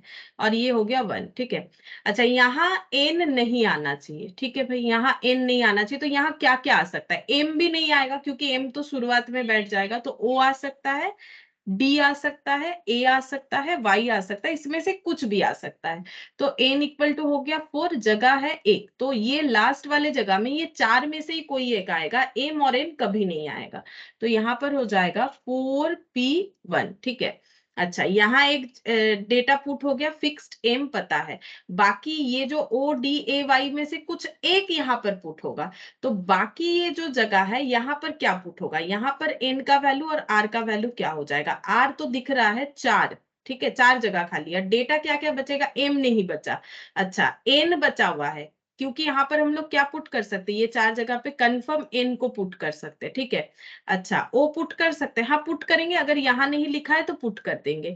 क्या डी पुट कर सकते, कर देंगे, अगर डी नहीं लिखा है तो पुट कर देंगे। क्या ए पुट कर सकते हैं, हाँ कर देंगे, अगर ए यहाँ नहीं लिखा है। सपोज हम मान लेते हैं यहाँ हम लोगों ने वाई लिखा है तो यहाँ वाई नहीं लेंगे, अगर कुछ और लिखा होता तो उसके बदले हो जाता। तो 1 2 3 4 कोई भी केस हो, एन यहाँ पर 4 ही हमारे पास अवेलेबल रहेगा। अब डिपेंड कर रहा है कौन कौन सा अवेलेबल रहेगा, तो ये एक कंडीशन जरूर बनेगा, ठीक है। बाकी ऐसा होगा कि यहाँ पर ए लिखा है तो यहाँ पर वाई ऑटोमेटिकली आ जाएगा। तो ये हो गया 4P4। अब ये 3 चीज एक साथ होना चाहिए, तो 1P1 into 4P4 into 4P1। तो 1P1 मतलब 1 फैक्टोरियल, 4P4 मतलब 4 फैक्टोरियल, और 4P1 मतलब ये हो गया। तो 1 इंटू 24 इंटू 4, क्योंकि ये 3 से कैंसिल आउट हो जाएगा, 96। 24 इंटू 4 96 हो जाएगा। चेक करते हैं ऐसा कोई ऑप्शन है कि नहीं। 24 इंटू 4 96, यानी ऑप्शन हाँ सी, ठीक है। तो ये सी, ऐसे आंसर हम लोग का आ जाएगा। इस क्वेश्चन को ना हम लोग और एक तरीके से भी कर सकते हैं, ठीक है। जैसे मान लो हम लोग अगर ऐसा करें कि एम से शुरू होगा, मतलब उसमें थोड़ा माइनस प्लस वाला कंसेप्ट आ जाएगा कि एम से शुरू होगा और एंड किसी से भी हो, ऐसा कितने तरीके का अरेंजमेंट हो सकता है। ऐसा ऐसे करके भी हम लोग सॉल्व करके कर सकते हैं, हम जस्ट एक बार समझाने के लिए बोल रहे हैं। मान लो ऐसा हमें बोलेगा कि एम से शुरू होना चाहिए, बाकी खत्म किसी से भी हो, हमें कोई प्रॉब्लम नहीं है, तब अरेंजमेंट हो जाएगा 1P1 इंटू 1 1 2 3 4 5, 5 जगह 5 लेटर, तो 5P5। तो ये आंसर हो जाएगा 1 फैक्टोरियल इंटू 5 फैक्टोरियल, यानी 120, ठीक है। अब अगर हम लोगों को वहां से ये देखना है कि एन से खत्म नहीं हुआ ऐसा कितना सारा अरेंजमेंट है, तो हम लोग पहले ये देख लेंगे कि एन से खत्म होगा ऐसा कितना सारा अरेंजमेंट हो सकता है, तो n से ही खत्म होगा ऐसा अरेंजमेंट कितना हो सकता है, तो सामने m और पीछे n, तो पीछे n 1p1 तरीके से बैठ जाएगा, ठीक है। और बाकी बचा हुआ कितना डेटा, ये देखो 6 में से 2 चला गया तो 4 में से ये इस तरह से हो जाएगा, तो 1 फैक्टोरियल 1 4 फैक्टोरियल मतलब ये देखो 24 इंटू 1, यानी ये हो गया हम लोग का 24, ठीक है। देखो ये मैंने क्या निकाला, ये जो मैंने निकाला है यहां पर मैंने ये दिखाया कि अगर ओनली रेस्ट्रिक्शन क्या है, only restriction is start with M, ठीक है, स्टार्ट विथ एम, एंड किसी से भी हो कोई भी फर्क नहीं पड़ता है, अगर ऐसा क्वेश्चन में बता दे तो इतने तरीके का होगा। और ये है start with N and end with M, end with ये एम होगा, एंड विथ एन। और अगर एन से ही खत्म हो, एम से शुरू हो एन से खत्म हो, ऐसे इतने सारे अरेंजमेंट हो सकते हैं। ये क्या है, एम से शुरू किसी भी चीज से खत्म हो रहा है, मतलब इसमें वो सारे अरेंजमेंट भी है जो एन से खत्म हो रहे हैं और वो सारे अरेंजमेंट भी है जो एन से खत्म नहीं हो रहा है। तो 120 माइनस अगर 24 कर देंगे तो हम लोग के पास यहाँ पर 96 आ जाएगा। तो इस तरीके से भी क्वेश्चन को अगर कभी घुमा दे कि हमें ऐसे बोल दे कि स्टार्ट विथ एम भी बताओ, तो ये बता देना। और स्टार्ट विथ एम और एंड विथ एन ये 24 तरीके का है, लेकिन हमें क्वेश्चन पूछा do not end with N अगर हो, तो ये 120 जो है ये ऐसे अरेंजमेंट है जो शुरुआत से एम, शुरुआत तो एम से है, खत्म एन से है, वो वाला अरेंजमेंट भी है, खत्म एन से नहीं है वो वाला अरेंजमेंट भी है। और हम लोगों ने देख लिया कि एन से खत्म होने वाला 24 अरेंजमेंट हो सकता है, तो दोनों को माइनस करने से 96 आ जाएगा। अगर क्वेश्चन में ये सारे पॉइंट भी पूछ ले तो ये इस तरीके से भी आंसर निकाल सकते हो। मान लो अगर पूछा कि ओनली स्टार्ट विथ एम का आंसर क्या होगा, start with M end with N से आंसर क्या होगा, और अगर ये आंसर ये क्वेश्चन हमें पूछे तो हम लोग ये वाला ऐसे करके भी निकाल सकते हैं। ये जस्ट मैंने ऐसे ही समझाने के लिए बोला, अब जैसा क्वेश्चन देगा वैसे करोगे। अगर हमें डायरेक्टली ऐसे बता रहा है कि do not end with N, तो फिर यही आसान तरीका है, ये तो घुमा के करने का तरीका हो गया। लेकिन अगर ये क्वेश्चंस डायरेक्टली पूछ ले तो ये आंसर हो सकता है, ये हम बता रहे, ठीक है। बाकी इसको माइनस करके ये आंसर भी हो जाएगा, लेकिन अगर सिर्फ ये डायरेक्टली पूछेगा तो ये कभी मत करो, इसमें टाइम लगेगा ना, पहले ये 2 निकालोगे फिर माइनस करोगे, इसमें आसानी से कैलकुलेट हो जाएगा। क्वेश्चन नंबर 19, देखो यहाँ पर क्या बोला है, the total number of ways in which 6 plus and 4 minus signs can be arranged in a line that no 2 minus sign occur together। अच्छा बोल रहा है कि total number of ways in which 6 plus sign, ठीक है, तो 6 plus sign है, तो यहाँ पर लिखते हैं 6 प्लस साइन और 4 माइनस साइन, 4 माइनस साइन हम लोग को इस तरह से अरेंज करना पड़ेगा, no two minus sign occur together, 2 minus sign कभी भी एक साथ नहीं आए। तो जब भी ऐसा बोलेगा ना, इसका मतलब हो गया एक प्लस के आसपास माइनस होना चाहिए, तो पहले प्लस को अरेंज कर लेते हैं क्योंकि प्लस में तो कोई रेस्ट्रिक्शन नहीं है। तो 1 2 3 4 5 ये वो सिस्टर ब्रदर या बॉयज गर्ल्स वाला क्वेश्चन है, जैसे हम लोगों ने लास्ट दिन भी किया था, ठीक है। अब ये 4 साइन कहाँ पर लिखे ताकि वो एक साथ ना आए, तो यहाँ लिख सकते हैं, यहाँ लिख सकते हैं, यहाँ, यहाँ पर, यहाँ पर, यहाँ पर और यहाँ पर। तो यहाँ पर देखो 4 साइन को लिखने के लिए हम लोग के पास जगह कितना सारा है, 1 2 3 4 5 6 7, तो ये हो जाएगा 7p4 तरीके से ये वाला अरेंजमेंट। और बाकी ये 6 जो हम लोगों का प्लस साइन है, इसके लिए 6 प्लेसेस है और साइन भी 6 है, ठीक है। तो 6p6, अब ये दोनों एक साथ होने चाहिए तभी तो एक साथ अरेंजमेंट होगा, तो 7p4 इंटू 6p6। अब 7p4 का मतलब हो जाएगा 7 फैक्टोरियल, 7 माइनस 4 यानी 3 फैक्टोरियल, 6p6 का मतलब 6 फैक्टोरियल, तो 7 5 6 5 7 6 5 होगा, हम गलत लिखते हैं, 7 6 5 4 3 3 और ये 6 फैक्टोरियल। अच्छा इसका आंसर देख ले कैसे फॉर्मेट में दिया, अच्छा इसी तरह से दिया है। 7 factorial by 3 factorial into 6 factorial, 7 factorial by 3 factorial into 6, मतलब ऑप्शन बी की तरह दिया है, ठीक है। बाकी कैलकुलेट करके देने बोलेगा तो हम लोग कैलकुलेटर पे चेक कर सकते हैं। तो ऑप्शन बी हो जाएगा। देखो ये डिवाइड करके ही लिखा हुआ है, 7/3 और ये 6 फैक्टोरियल, ठीक है। तो इंटू में तो आगे पीछे लिखने से कोई फर्क नहीं पड़ता है, तो 7/3 इंटू 6 फैक्टोरियल। अच्छा, ये हो गया question number 19। Question number 20. The number of ways in which the letter of the word mobile be arranged so that consonant always occupy the odd place. Mobile को अरेंज करना है ताकि कॉन्सोनेंट हमेशा odd place occupy करे। Mobile letter कितने सारे, 1 2 3 4 5 6, 6 letters है, ठीक है। तो यहाँ पर वावल्स और कॉन्सोनेंट को हम लोग अलग कर लेते हैं।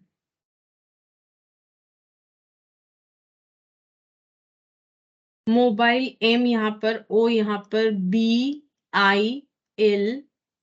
ठीक है। तो 3 वावल्स है, 3 कॉन्सोनेंट है। अच्छा, मोबाइल जो वर्ड है उसमें प्लेसेस चाहिए, MOBILE। तो फर्स्ट वाला प्लेस ऑड होगा क्योंकि 1 ऑड होता है, फिर ये ऑड, फिर ये वाला ऑड होगा। तो 3 ऑड प्लेसेस है। क्वेश्चन क्या बोला था, ऐसे पुट करना है so that consonant always occupy the odd place. तो 3 कॉन्सोनेंट 3 जगह पे कितने तरीके से पुट हो जाएगा, क्योंकि ऑड प्लेसेस जो है वो 3 है और कॉन्सोनेंट भी हम लोगों का मतलब आर भी 3 है, तो 3P3 तरीके से हो जाएगा। बाकी बचा 3 वावल्स, बचे हुए 3 जगह पे जा सकता है, 3P3। तो 3 फैक्टोरियल इंटू 3 फैक्टोरियल मतलब 6 इंटू 6 यानी कि 36 हो जाएगा। चेक करते 36 कोई आंसर है, हाँ 20 का ऑप्शन है, 36 आंसर है हम लोग। अच्छा, अब राउंड टेबल वाला क्वेश्चन दिया है, मतलब सर्कुलर परमुटेशन का क्वेश्चन हम लोग को बताया, सर्कुलर परमुटेशन से कैसे हो सकता है। अच्छा, सर्कुलर परमुटेशन करते हैं, आप देखते हैं। सर्कुलर परम्यूटेशन, इसका कंसेप्ट देखो। सर्कुलर परमुटेशन में क्या होता है, यहाँ पर हम लोगों को अगर सर्कुलर वे में अरेंज करना पड़े, चाहे कोई थिंग्स हो या पर्सन हो, तो कैसे होता है। जैसे मान लो ये एक सर्कुलर टेबल है, ठीक है। यहाँ पर 3 चेयर लगे हुए, 1 2 और ये 3 जगह पे अगर 3 फ्रेंड को बैठना है, ठीक है, 3 फ्रेंड है लाइक A B C, तो वो कितने तरीके से बैठ सकते हैं। अगर इसको हम लोग जस्ट एक बार नॉर्मल कंसेप्ट में समझे, ठीक है, मतलब कोई फॉर्मूला से ना समझे, तो अगर मान लो पहले गया बी बैठने के लिए, अब सोच रहा है इसमें बैठे या इसमें बैठे, तो हम लोग को लग रहा होगा कि इसके पास 3 ऑप्शन है कि ये चेयर में बैठ जाए, ये चेयर में बैठ जाए या फिर ये चेयर में बैठ जाए। लेकिन ऑप्शन का मतलब ये नहीं होता है कि कौन से चेयर में बैठ सकता है, क्योंकि वो किसी भी चेयर में बैठे उसका पोजीशन तभी उसके फ्रेंड के साथ मतलब नेबर में कौन बैठ रहा है उसके हिसाब से डिसाइड होगा, ठीक है। तो ये जो बैठने का तरीका है राउंड टेबल में, वो कैसे डिसाइड होगा। देखो राउंड में ना कभी हम लोग का रो के जैसा नहीं होता है, ठीक है। जैसे मान लो रो में क्या होता है, रो में अगर बैठते, जैसे मान लो ट्रेन में होता है ना, विंडो सीट होता है, मिडिल सीट होता है, एजाइल होता है, ठीक है, विंडो मिडिल एजाइल होता है।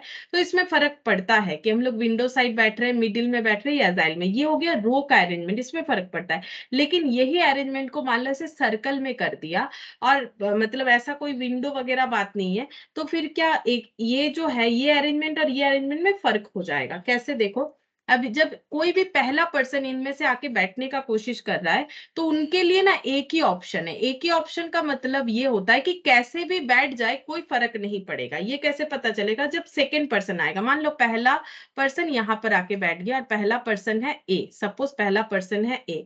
अच्छा, अब ये यहाँ पर बैठ गया। अब जब बी आ रहा है, सपोज अब दूसरा पर्सन जो है बी आ रहा है, उसके पास अब 2 ऑप्शन है। कैसे, मतलब वो ए के राइट साइड में बैठे या ए के लेफ्ट साइड में। ये ए का लेफ्ट है, ये ए का राइट है। अब अगर वो ए का इधर बैठेगा तो ये राइट साइड हो जाएगा, इधर जाएगा तो लेफ्ट साइड हो जाएगा। तो बी को सोचने के लिए ऑप्शन मिल रहा है कि वो ए के राइट में जाए कि बी के ए के लेफ्ट में जाए, मतलब नेबर में कौन है। तो बी के पास ये ए का एक ही ऑप्शन था, और अगर बी के नजर से देखो तो इनके पास दो ऑप्शन है। दो ऑप्शन का मतलब हो गया कि बैठने से इनका पोजीशन इफेक्ट होगा, ठीक है, मतलब दाहिने जाए या बाएं जाए। और जो सी है, अब मान लो बी यहाँ पर बैठ गया, फॉर एग्जाम्पल बी यहाँ पर बैठ गया। अब सी के पास देखो कोई ऑप्शन नहीं, उसको यहाँ पर ही बैठना पड़ेगा। तो सी के पास अगर कोई ऑप्शन नहीं, मतलब वो यहाँ बैठे, एक ही पहला बात है उसके पास कोई ऑप्शन ही नहीं है कि वो किधर बैठे, तो यहाँ पर ही उसे बैठना पड़ेगा। और फिक्स्ड इसका नेबर एक साइड बी होगा और एक साइड ए होगा, मतलब राइट साइड बी और लेफ्ट साइड ए। जो ये खुद डिसाइड नहीं किया, मतलब ये प्री डिसाइडेड ही था, ये जाके बैठ गया। तो ये हो गया एक ऑप्शन, ठीक है। तो अगर तीनों ऑप्शन को हम लोग कंबाइन कर लेते हैं ना, जैसे ट्रेन का आने का जाने का ऑप्शन मैंने सिखाया था, वैसे ही यहाँ पर देखो 2 हो गया। तो ये तीन दोस्त का जो अरेंजमेंट है, तीन फ्रेंड जो ये लोग चेयर पे बैठना चाहते हैं, इसका अरेंजमेंट हम लोग का कितने तरीके से हो सकता है, 2 तरीके से। लेकिन तीन फ्रेंड को अगर ये तीन जगह पे रो में बैठाते तो इनका अरेंजमेंट 3p3 यानी 6 तरीके से होता, ठीक है, 6 तरीके से होता, जो कि यहाँ पर एक 2 तरीके का हो रहा है, ठीक है। इसीलिए यहाँ पर ये जो है देखो, ये 2 तरीके से इसीलिए हो रहा है, ये मैंने प्रैक्टिकली समझाया। इसको हम लोग जो है ड्रॉ करके भी समझ सकते हैं। देखो ये मैंने बोला 2 तरीके से, इसको हम लोग ड्रॉ करके भी समझ सकते हैं। कैसे, देखो ये तो मैंने कैलकुलेट करके समझाया। पहले वाले के लिए कहीं पर भी बैठे बात बराबर है, और लास्ट वाले के लिए कहीं पर भी बैठो बात बराबर है। जो बीच में आएगा मिडिल में, जब 3 जन होगा, ठीक है, 3 से ज्यादा होगा तो मिडिल वाले हर पर्सन के लिए ऑप्शंस होगा, लेकिन पहला और लास्ट पर्सन के लिए ऑप्शन जो है वो ऑप्शन नहीं होता है, ठीक है, उसके लिए बात एक ही जैसा होता है। तो यहाँ पर देखो, जैसे यहाँ पर 6 हुआ, और इसी तीन दोस्त का 3 प्लेस में अरेंजमेंट जो है 2 तरीके से राउंड में हुआ, मतलब सर्कुलर में 2 तरीका, और वही हम लोगों का रो में 6 तरीके से हो जाएगा। तो यहाँ पर देखो ए बी सी, ये देखो ऐसे लिख के दिखाते हैं। मैंने यहाँ पर ऐसे लिखा, देखो मैंने यहाँ पर ए बी सी इस तरीके से किया है मैंने, ए बी और ये सी किया है। अच्छा, इसके अलावा ये अरेंजमेंट ऐसे भी हो सकता है, यहाँ पर कर दिया मैंने ए बी और सी कर दिया, ये भी हो सकता है। अच्छा, इसके अलावा क्या हो सकता है, ये हम यहाँ पर लिखा मैंने ए बी सी, फिर यहाँ पर मैंने ए को शिफ्ट कर दिया ए बी सी। अब यहाँ पर शिफ्ट करते हैं ए बी और ये सी, ठीक है, ए बी सी। और किस तरीके का हो सकता है, मतलब हम जस्ट घुमा रहे हैं। देखो ए बी सी, मैंने क्या किया, ए को यहाँ पुट कर दिया, बी को यहाँ बैठा दिया, सी को यहाँ बैठा दिया, जस्ट हम थोड़ा थोड़ा करके हटाते जा रहे हैं, ठीक है। फिर ये जो है ए को यहाँ शिफ्ट कर दिया बी सी, ठीक है। अब फिर ए को घुमाएंगे, ए को नीचे लेके आ जाएंगे, यहाँ पर हम बी को लेके आ जाएंगे, यहाँ पर हम सी को लेके आ गए, ठीक है। अब फिर ए को घुमाएंगे तो यहाँ पर ए आ जाएगा, यहाँ पर ए आ जाएगा, यहाँ पर बी आ जाएगा, यहाँ पर सी आ जाएगा, इस तरीके से, ठीक है। अच्छा, अब यहाँ पर लास्ट देखते हैं और क्या होगा, ए यहाँ शिफ्ट हुआ, फिर ए यहाँ शिफ्ट हुआ, फिर ए यहाँ शिफ्ट होगा, फिर ए यहाँ शिफ्ट होगा, और एंड में ए यहाँ शिफ्ट हो जाएगा। एक मिनट, ए बी सी मतलब ए बी के जगह पे आ गया, ठीक है। अच्छा, फिर ए बी के जगह पे आ गया, बी के सी सी के जगह पे बी आ गया, ए बी सी। अच्छा, फिर यहाँ आ गया ए बी सी, फिर यहाँ आ जाएगा ए बी सी। इसको थोड़ा सा ठीक से लिखते हैं समझने के लिए, मतलब इसका ड्रॉ हम इस तरीके से करेंगे। पोजीशन अगर ऐसे रखते हैं ए बी सी, फिर ये भी ऐसे ही रखना चाहिए, ये पोजीशन भी लिखने का तरीका फिर मेरा ऐसा होना चाहिए, सी यहाँ पर ही दिखाएंगे ताकि समझने में आसानी हो, और यहाँ पर हम बी दिखाएंगे ताकि ये समझ में आए, ठीक है। ए बी सी यहाँ पर मैंने लिखा, ये ए यहाँ पर आ गया, अब ए यहाँ पर आ जाएगा, जो कि पहले भी मैंने किया था, ठीक है। तो इसका मतलब ये पोजीशन हम लोगों का कंप्लीशन हुआ। अब देखो ए बी सी, ए यहाँ पर आ गया बी के जगह पे, फिर ए यहाँ पर आ गया, अब ए को हम लोग यहाँ पर देंगे, मतलब बी के जगह पे, तो ए यहाँ पर हो गया बी, और ये तो क्या हुआ है। अच्छा, और क्या हो सकता है, बी, यहाँ बी, ए सी, हाँ अब देखो ऑपोजिट, मतलब ये ए मैंने मिडिल में पहले भी रखा था, लेकिन इधर सी था इधर बी था, अभी मैंने दूसरा कर दिया, ठीक है। बी मिडिल पे रहेगा, लेकिन ए सी को हम सी ए कर दे रहे, ठीक है। बी पहले भी मिडिल पे था, सी एक बार मिडिल पे रखा मैंने, और बी ए को मैंने चेंज कर दिया, ये ए और ये बी कर दिया। अब अगर ध्यान से देखें हम लोग, लेफ्ट राइट करके अगर चेक करोगे, जैसे इसमें इसमें अगर देखोगे कि बी के लेफ्ट साइड में कौन है और सी के लेफ्ट साइड में, या फिर ए, किसी भी एक तरीके से हम लोग चेक कर सकते हैं। अगर हम लोग बी के हिसाब से ही देखें, यहाँ पर who is left of B, who is right of B, कौन से वाले अरेंजमेंट में, इसको 1 दे देते हैं, इसको 2 3 4 5 6। अब चीज को समझो, पहला वाला जो अरेंजमेंट है, मतलब ये वाला, ठीक है, इसमें बी का फेस इधर है, लेकिन ठीक है, बी का फेस अगर इधर है तो बी का ये कौन सा साइड हुआ, बी का ये राइट और ये लेफ्ट हो गया, तो बी के राइट साइड में ए है, बी के राइट साइड में ए है, और बी के लेफ्ट साइड में सी है। अच्छा, सेकेंड वाला अरेंजमेंट देखते हैं, बी के हिसाब से ही देखेंगे, किसी एक के हिसाब से समझना पड़ेगा ना, who is left of B और who is right of B. तो देखते हैं, देखो सेकेंड वाले अरेंजमेंट में बी के राइट साइड में कौन है, ए है, ठीक है, और लेफ्ट साइड में कौन है, सी है, ठीक है। नेक्स्ट थर्ड नंबर पे चलते हैं, who is left of B, who is right of B. तो बी के राइट साइड में ए है और लेफ्ट साइड में कौन है, सी है, ठीक है। अच्छा, फिर फोर्थ नंबर पे देखते हैं, देखो who is left of A, who is right of B, sorry ये दोनों ही बी, बी के रेस्पेक्ट में चेक कर रहे हैं। फोर्थ नंबर पे अगर देखें हम लोग, फोर्थ में देखो कि बी के राइट साइड में तो सी है और लेफ्ट साइड में कौन है, बी है, ये हो गया फोर्थ नंबर वाला, और बचा फिफ्थ सिक्स, तो यहाँ पर ही लिख ले, यहाँ पर लिखते हैं फिफ्थ और six. Who is left of B, who is right of B, फिर यहाँ पर who is left of B, who is right of B.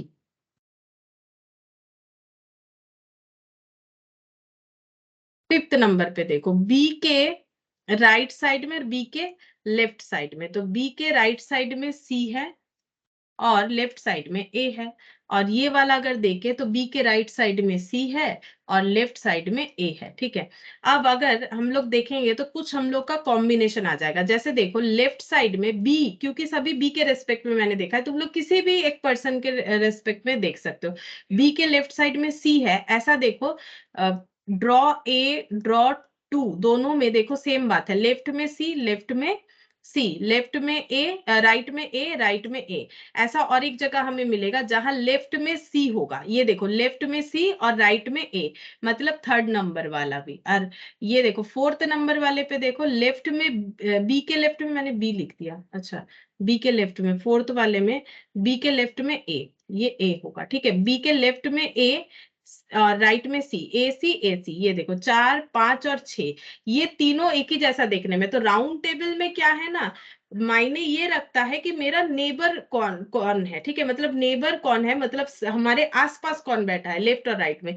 तो अगर हम लोग देखें तो ये तीनों हम लोग का एक ही जैसा अरेंजमेंट है, ये तीनों हम लोग का एक ही जैसा अरेंजमेंट है, मतलब ये देखो 1 2 3 ये जस्ट घूम गया है, मतलब पोजीशन ऐसे फ्लिप होके, मतलब स्किप कर करके चेंज हो रहा है, ए यहाँ पर जा रहा है, मतलब थोड़ा थोड़ा शिफ्ट हो रहा है, लेकिन देखो इनके आसपास वाले वैसे ही है, बी के रेस्पेक्ट से देख लो या ए के रेस्पेक्ट से देख लो, मतलब ये सब अरेंजमेंट अगर टेबल को हम लोग ऐसे घुमा दे, ये देखो ये टेबल मान लो अगर घूमता है तो जस्ट ऐसे ऐसे घूम रहा है और कुछ नहीं, ठीक है, तो ये रेस्ट हम लोग का अरेंजमेंट टोटल कितना हो गया 2 हो गया। ऐसे 6 हो रहा है, जैसे यहाँ पर 6 होता है वैसे हो रहा है, लेकिन ये 6 में ये 3 तो एक ही जैसा है, ये 3 एक जैसा है, चाहे लिख मतलब समझो इसको ऐसे, ये सिर्फ घूम रहा है लेकिन नेबर में पोजीशन नहीं चेंज हो रहा है। ए के लेफ्ट राइट में पहले भी जो था इस पोजीशन में, इस पोजीशन में भी वही है, इस पोजीशन में भी वही है। तो इसीलिए यहाँ पर हम लोग का फॉर्मूला ये आ जाता है कि n-1 फैक्टोरियल होना चाहिए। ठीक है, ये n-1 फैक्टोरियल होना चाहिए, क्योंकि यहाँ पर r जो है वो उतना मायने ही नहीं रखता, इसलिए फॉर्मूला में r आता ही नहीं है। राउंड जो सर्कुलर परमुटेशन का फॉर्मूला होता है, क्योंकि r मतलब होता है नंबर ऑफ थिंग्स सिलेक्टेड, यहाँ पर सिलेक्ट करके अरेंज करने का बात ही नहीं आ रहा है। पहले वाले का सिलेक्शन कुछ भी करो उसके लिए बात तो बराबर है। ठीक है, इसीलिए फॉर्मूले में n-1 हो जाता है। अब देखो यहाँ पर n मतलब जितने लोग थे, तो 3-1 फैक्टोरियल यानी 2 फैक्टोरियल यानी 2 आंसर हो जाएगा। तो दो तरीके से अरेंजमेंट हो सकता है। तो फॉर्मूला क्या बन गया, फॉर्मूला ये बन गया सर्कुलर परमुटेशन का, सर्कुलर अरेंजमेंट, जहां पर नेबर कौन है वो मायने रखता है। यहाँ पर फॉर्मूला हो जाएगा n-1 factorial equal to n-1 factorial, यही फॉर्मूला है जहां पर n equal to total number of things. ठीक है, n का मतलब हो जाएगा टोटल नंबर ऑफ थिंग्स। अच्छा, अब इस पे कुछ क्वेश्चंस देखते हैं। जैसे देखो ये वाला है, यहाँ पर क्वेश्चन नंबर 21 है, यहाँ पहले से देखते हैं। देखो यहाँ क्वेश्चन नंबर 1 भी था। ये देखो, the number of ways in which 7 girls form a ring. तो एक्सरसाइज 5A का क्वेश्चन नंबर 1, तो 7 गर्ल्स फॉर्म ए रिंग मतलब 7 लड़कियां ऐसे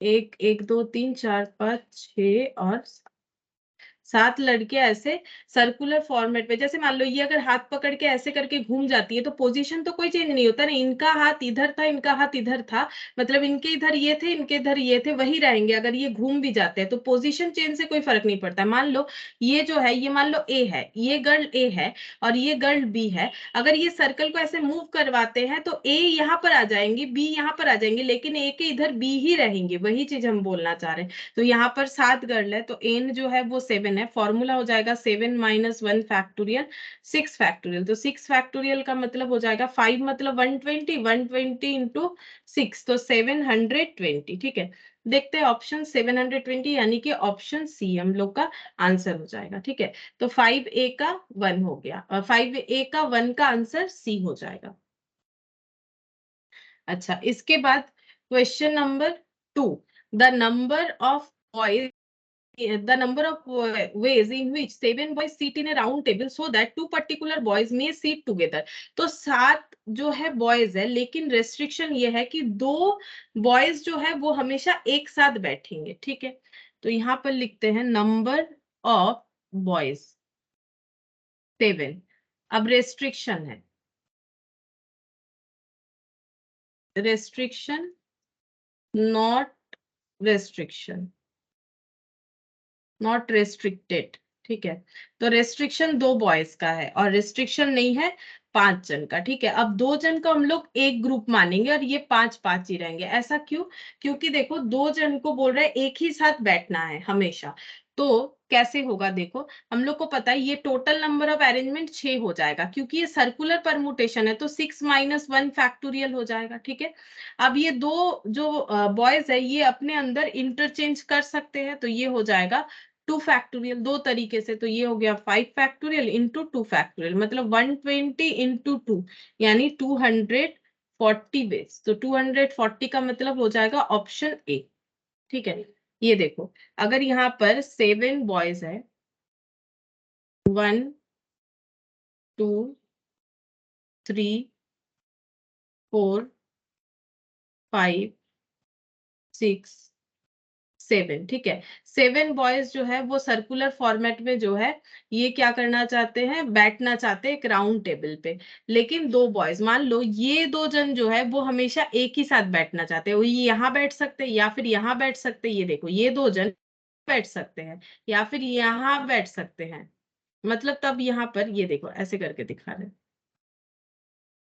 कोई भी दो जन जिनको एक साथ बैठना है वो कहाँ कहाँ बैठ सकते हैं। अगर ये सब प्लेसेस है, ये सब मान लो चेयर है, तो ये दो चेयर को ऑक्युपाई कर सकती है, या फिर ये दो चेयर, या फिर ये दो चेयर। अब ये अपने अंदर कैसे चेंज हो सकता है, अब ये जब दोनों ये मान लो दो जन है, ये ऐसे भी बैठ सकते हैं, या फिर ये पर्सन इधर जा सकता है, ये पर्सन इधर आ सकता है। मतलब ये अपने अंदर भी तो इंटरचेंज कर सकते हैं, क्योंकि ऐसा तो नहीं बोला है कि इनके बाद ही इनको बैठना है, ऐसा कोई फिक्स नहीं बोला है। तो इसीलिए हम लोग का यहाँ पर आंसर क्या हो जाएगा, ये तो राउंड टेबल के लिए 6 - 1 फैक्टोरियल, और ये दोनों अपने अंदर इंटरचेंज कर सकते हैं, इसीलिए 2 फैक्टोरियल। तो आंसर हम लोग का सॉल्व करके आ रहा है 240। अच्छा, अब क्वेश्चन नंबर 3, ये भी सर्कुलर का ही था, लेकिन यहाँ पर अलग दिया है। बोल रहा है कि 50 different jewels can be said to form a necklace, then the number of ways in which. ये नेकलेस का बात है, तो नेकलेस का मतलब भी सर्कुलर परमुटेशन ही हुआ, ठीक है। नेकलेस का मतलब भी सर्कुलर परमुटेशन होता है, लेकिन नेकलेस या गार्लैंड इस तरह का कोई चीज जब बन रहा है, तो उसमें देखो एक जो है कंडीशन आता है। हम यहाँ पर पहले समझा देते लिख के, the number of veg of arranging n persons along closed curve so that no person has the same two neighbor is half into n-1 factorial, ठीक है। अच्छा, same formula applied for number of different forms of necklaces and garlands। अच्छा, देखो ये main point है, हम लोग को इस तरह का अरेंज करना पड़ेगा। जैसे पर्सन से समझाया था मैंने, इसलिए पर्सन लिखा। अलोंग क्लोज्ड कर्व मतलब सर्कुलर फॉर्म, रिंग फॉर्म, जो भी बोलो, so that no person has the same two neighbour, ताकि किसी भी दो पर्सन का सेम नेबर ना हो। जैसे देखो यहाँ पर ए का नेबर BC है, BC ही रहेगा, लेकिन सेम तरीके से नहीं रहेगा। जैसे देखो यहाँ पर मैंने बी के हिसाब से समझाया था, तो बी का नेबर जो है वो लेफ्ट में सी है, राइट में बी है। अच्छा, बी का नेबर यहाँ पर भी देखो, लेफ्ट में सी है, राइट में ए है, ठीक है। अब यहाँ पर भी देखो बी का जो नेबर है वो लेफ्ट में सी है, राइट में ए है। यहाँ पर ये देखो, ये तीन तो एक जैसा था और ये तीन एक जैसा था, लेकिन ये हम लोग का था सिर्फ सर्कुलर अरेंजमेंट। लेकिन हमें सर्कुलर अरेंजमेंट तो बोल रहा है, उसके लिए तो ये फॉर्मूला है, लेकिन ये हाफ क्यों लगा है, क्योंकि number of ways of arranging N person along closed curve so that no person has the same two neighbour. लेकिन सेम दो नेबर नहीं होना चाहिए। अगर ऐसा हो तो क्या होगा, ये तीन तो एक ही जैसा है, ये तो हम लोगों ने पहले भी देखा था, और ये तीन जो है वो एक ही जैसा है, ठीक है। तो इसमें अगर हम लोग ये फॉर्मूला लगा ले तो हाफ इंटू क्या हो जाएगा, सपोज अगर सेम नेबर ना हो ऐसा फॉर्मूला लगाए तो हम लोग का एक ही अरेंजमेंट होगा, क्योंकि बाकी हर जगह पे देखो नेबर सेम सेम ही आएगा ना। जैसे बी का नेबर AC, बी का नेबर AC, बी का नेबर AC, बी का नेबर AC, बी का नेबर AC, बी का नेबर AC। तो हम लोग इसमें एक ही अरेंजमेंट ऐसा कर सकते हैं, क्योंकि फॉर्मूले पे लगाओ, फॉर्मूले पे लगाओ।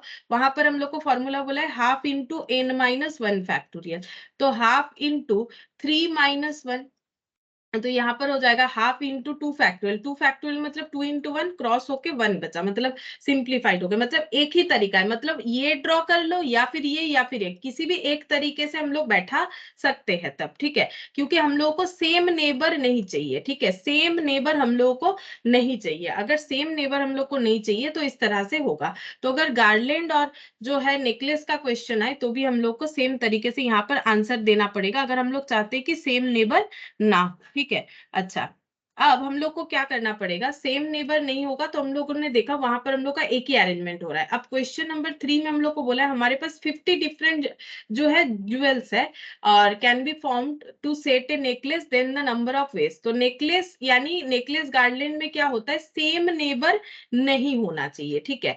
तो सेम अगर नहीं होगा तो आंसर कैसे हो जाएगा, हाफ इंटू 50 - 1 फैक्टोरियल। तो हाफ इंटू 49 फैक्टोरियल, ये आंसर होगा। देखो हाफ इंटू 49 फैक्टोरियल यानी ऑप्शन बी हो जाएगा, ठीक है।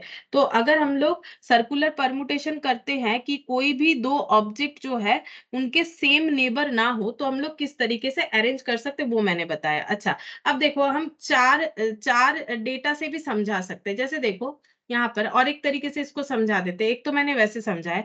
अब जैसे मान लो ऐसे ए बी सी डी, ठीक है, ये चार मान लो ऐसे ह्यूमन बीइंग मानो या फिर बीड्स मान लो, ठीक है, मतलब जो भी मोती वगैरह होता है ना, जो जैसे मान लो चूड़ी या गार्लैंड वगैरह का। तो ऐसे देखो ये जो है बन रहा है सर्कल।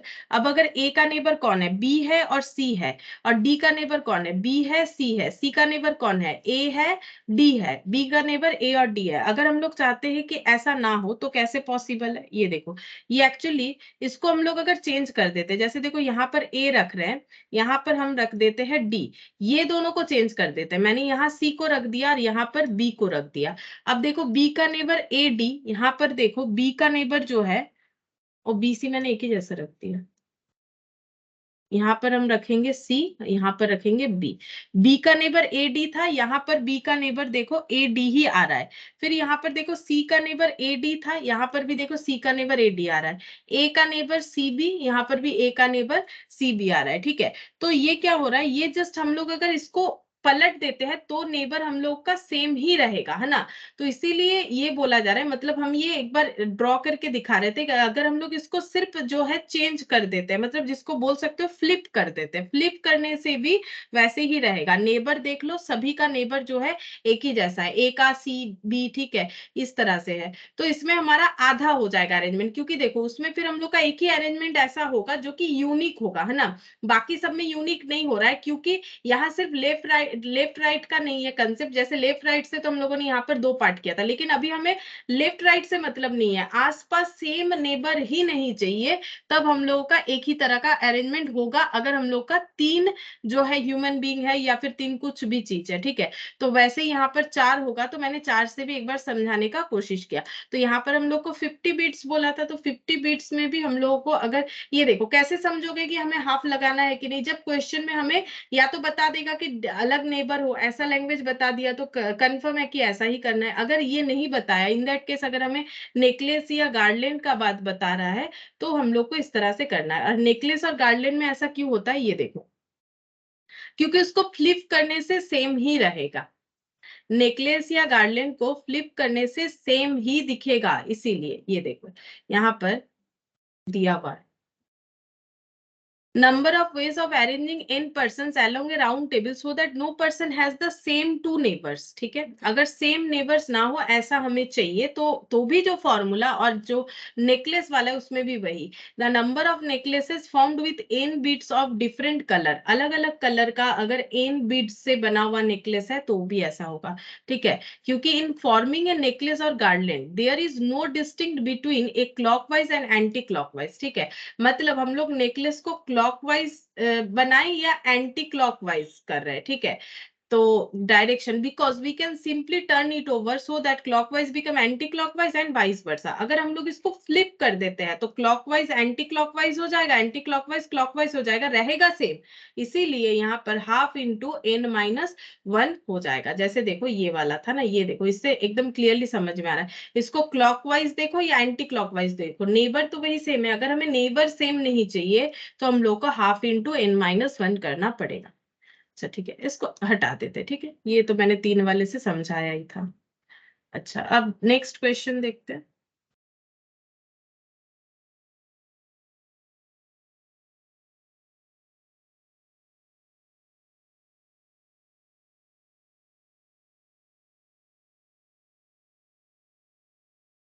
अच्छा यहाँ पर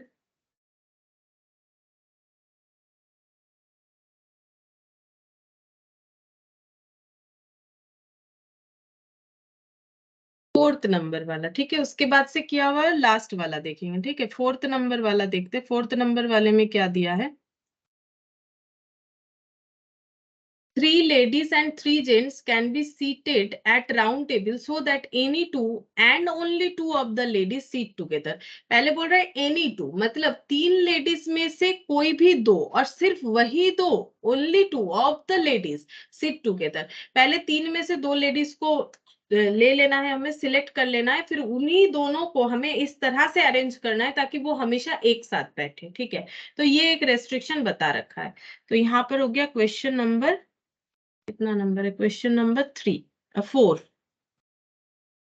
क्वेश्चन नंबर 4, इसमें क्या बोला है, जैसे मान लो ये एक हम लोग का राउंड टेबल हो गया।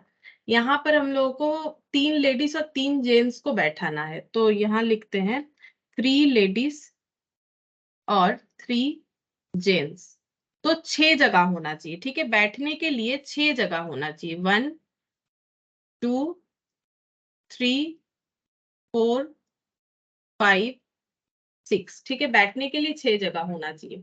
अब 3 लेडीज में से क्या करना पड़ेगा, 3 लेडीज में से कोई भी 2 लेडीज को हमें ले लेना है। तो 3 में से 2 लेडीज को कैसे हम लोग जो है सिलेक्ट कर सकते हैं, यहाँ पर हो जाएगा तरीका 3P2। जैसे देखो 3 लेडीज है, लेडीज 1 लेडीज 2 लेडीज 3, कैसे सिलेक्ट कर सकते हैं, या तो लेडीज 1 लेडीज 2, ठीक है, या तो लेडीज 1 लेडीज 3, या तो लेडीज 2 लेडीज 1, ऐसे, या तो लेडीज 2 लेडीज 3, ठीक है, या फिर इसका ऑपोजिट जैसे एल।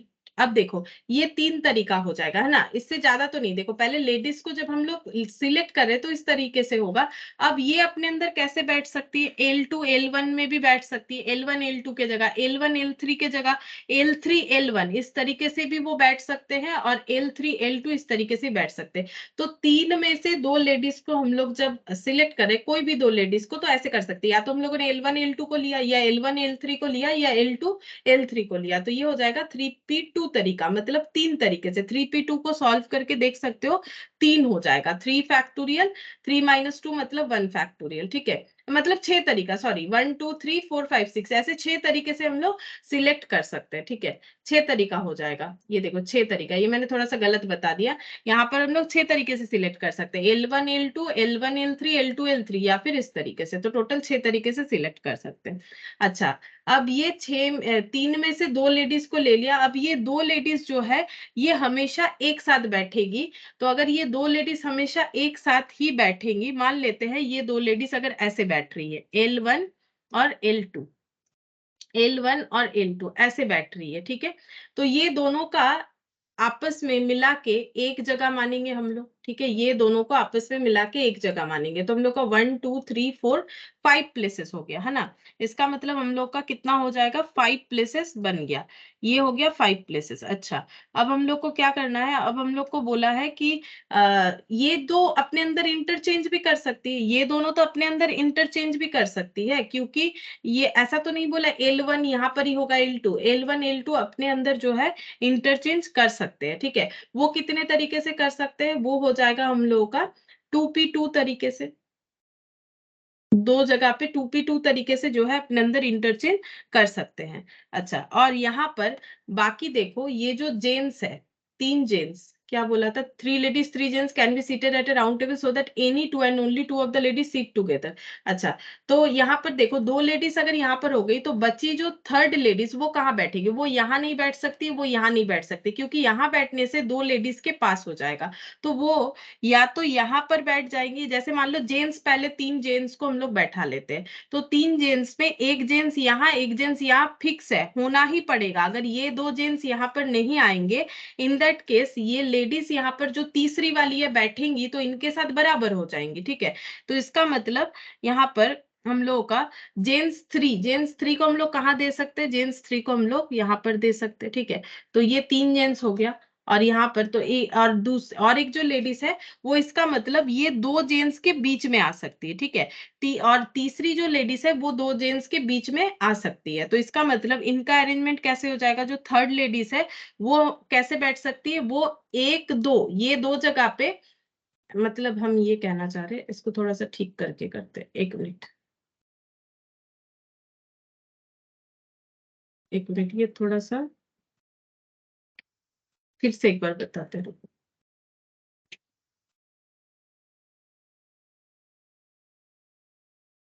फिर से एक बार बताते, देखो राउंड टेबल हो गया, 1 2 3 4 5। प्लेसेस कितना है, एक मिनट, प्लेसेस कितना है? 3 ladies 3 gents can be seated at A round table. हाँ, तो प्लेसेस भी 6 ही होना चाहिए, तो 1 2 3 4 5 और ये हो गया 6। ठीक है, तो अगर 2 लेडीज बैठ जाएंगी यहाँ पर, तो तीसरी लेडीज यहाँ नहीं बैठ सकती है, तो तीसरी लेडीज कहाँ बैठ सकती है? मैंने यहाँ पर प्लेसेस बना दिया है। ठीक है, ऐसे करके बनाते हैं प्लेसेस को। तो 2 जन अगर यहाँ बैठ जाती है तो बाकी लोग कहाँ बैठेगा? 2 जन, पहले 2 जन को सिलेक्ट करेंगे, 2 जन अपने अंदर इंटरचेंज भी कर सकता है। तो ये हो गया 3p2 और 2p2, और जो थर्ड जो 3 जेंट्स है वो अपने अंदर कितने तरीके से बैठ सकते हैं? वो बाकी 3 जगह पे बैठ सकते हैं 3p3 तरीके से। ठीक है, बाकी 3 जगह पे 3p3 तरीके से बैठ सकते हैं। अच्छा देखो, यहाँ पर लेडीज 1 और लेडीज 2 सपोज अगर यहाँ बैठ रहे हैं, तो ये कंफर्म है कि ये 2 सीट में लेडीज नहीं आ सकती, तो ये 2 सीट में जेंट्स 1 और जेंट्स 2 आ सकते हैं। तो यहाँ पर जेंट्स 1 जेंट्स 2 या फिर कोई और, ठीक है, 3 जेंट्स में से कोई भी 2 जेंट्स यहाँ पर बैठना ही पड़ेगा। अगर कोई भी 2 जेंट्स यहाँ नहीं बैठेंगे, तो इन दैट केस जो है वो लेडीज जो है वो इनके साथ बराबर हो जाएंगे। अब देखो, यहाँ पर मान लो थर्ड नंबर जेंट्स बैठे हैं, ठीक है, हम एक बार मान लेते हैं यहाँ पर थर्ड नंबर ऑफ जेंट्स बैठे हैं, तो ये 3 और यहाँ पर 2, तो और एक लेडीज जो है वो कहाँ बैठ सकती है? वो अपना चेयर, मान लो उनके पास उनका चेयर है, वो कहाँ चेयर लगाएगी? यहाँ नहीं लगा सकती है। ठीक है, मेरे कहने का मतलब है यहाँ नहीं लगा सकती है, यहाँ भी नहीं लगा सकती है, यहाँ लगा सकेंगे या फिर यहाँ लगा सकेंगे या फिर इसमें बैठ सकेंगे, इनका अगर चेंज होगा तो। ठीक है, तो ये 2 जगह उनके लिए हो जाएगा, तो ये 2 में से किसी एक जगह पे बैठ सकती है। ठीक है, ये 2 में से किसी एक जगह पे बैठ सकती है, तो 2 में से किसी एक जगह पे कितने तरीके से बैठेगी? या तो यहाँ अपना सीट लगाएगी या तो यहाँ अपना सीट लगाएगी। और 3 जेंट्स कोई भी 3 जगह में 3 तरीके से बैठ सकते हैं, 3 जेंट्स कोई भी 3 जगह में 3 तरीके से बैठ सकते हैं, तो ये हो जाएगा 3p3। वो तो कोई भी 3 जगह पे बैठ सकते हैं, लेकिन 2 लेडीज बैठने के बाद तीसरी लेडीज के लिए जो जगह बनता है अपना चेयर लगाने का, वो जगह या तो ये प्लेस है या तो ये प्लेस है, या तो अ, हाँ, या ये 2 प्लेस है, बस ये ही 2 प्लेस है जो मैंने एरो लगाया, क्योंकि यहाँ नहीं बैठ सकते, यहाँ भी नहीं बैठ सकते, तो या तो यहाँ बैठ जाएंगे या तो यहाँ बैठ जाएंगे। तो इसका मतलब यहाँ पर हो जाएगा हम लोग का जो 2 लेडीज है उनको बैठना होगा 2p1 तरीके से। मतलब ये दोनों को अगर मिक्सड अप करते हैं तो 3p2, ये हो गया। 2 लेडीज को पहले सिलेक्ट करना, फिर जो सेकंड वाली लेडीज है उनके लिए ये 2 एरो के लिए जगह हो जाएगा 2p1, और ये 2 लेडीज अपने अंदर अगर इंटरचेंज करेंगी तो 2p2 तरीके से, और ये जेंट्स का हो जाएगा 3p3। एक बार देख लेते सही हुआ है कि नहीं। 3 ladies and 3 gents can be seated at A round table so that any 2 and only 2 of the ladies sit together. Any 2 and only 2 of the ladies sit together. अच्छा, अगर टुगेदर होगा तो इनका तो एक ही सीट मान लेंगे, तो टोटल अरेंजमेंट हम लोग का कितना हो जाएगा? यहाँ पर 3 लेडीज का हम लोग यहाँ पर मान लेंगे, 2 अगर एक ग्रुप में है तो यहाँ पर ये 2 को 1 मान लेंगे और यहाँ पर 1 हो जाएगा, और यहाँ पर 3, यहाँ पर 3, तो टोटल हो गया हम लोग का 4। लेकिन इसमें रेस्ट्रिक्शन, अच्छा एक मिनट देखते हैं इसमें हम लोग का आंसर कितना आता है। 3p2 3 factorial 1 factorial, 2p1 2 factorial 1 factorial, 2p2 2 factorial, ये 3 फैक्टोरियल। अच्छा, तो यहाँ पर आंसर आ जाएगा 6 4 4 6, 4 इंटू 4 इंटू 36, तो ये हो गया 576 हो जा रहा है। तो मुझे ऐसा कोई आंसर नहीं दिखा, 576 तो ज्यादा हो जा रहा है। अच्छा, इसका आंसर है हम लोग का 72 है, ठीक है। 576 डिवाइडेड बाय, तब 8 ज्यादा हो गया है। अच्छा,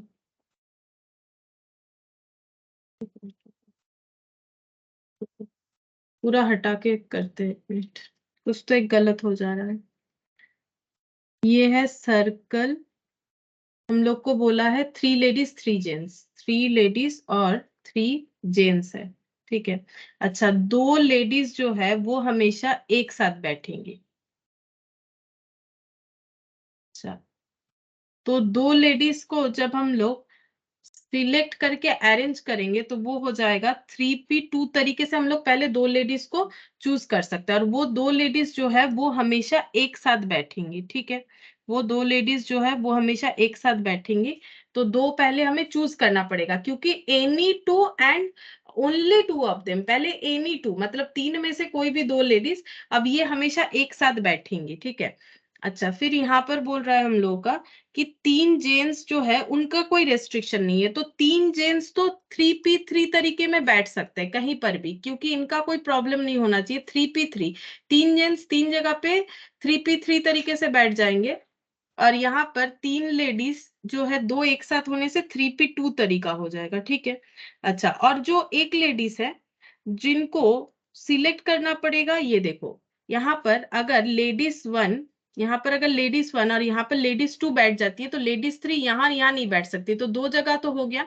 बाकी जेंट्स, यहाँ पर एक जेंट्स को बैठना पड़ेगा, यहाँ पर एक जेंट्स को बैठना ही पड़ेगा, ताकि इसके आसपास लेडीज ना आए, क्योंकि 2 लेडीज ही सीट एक साथ बैठेंगी, बाकी नहीं।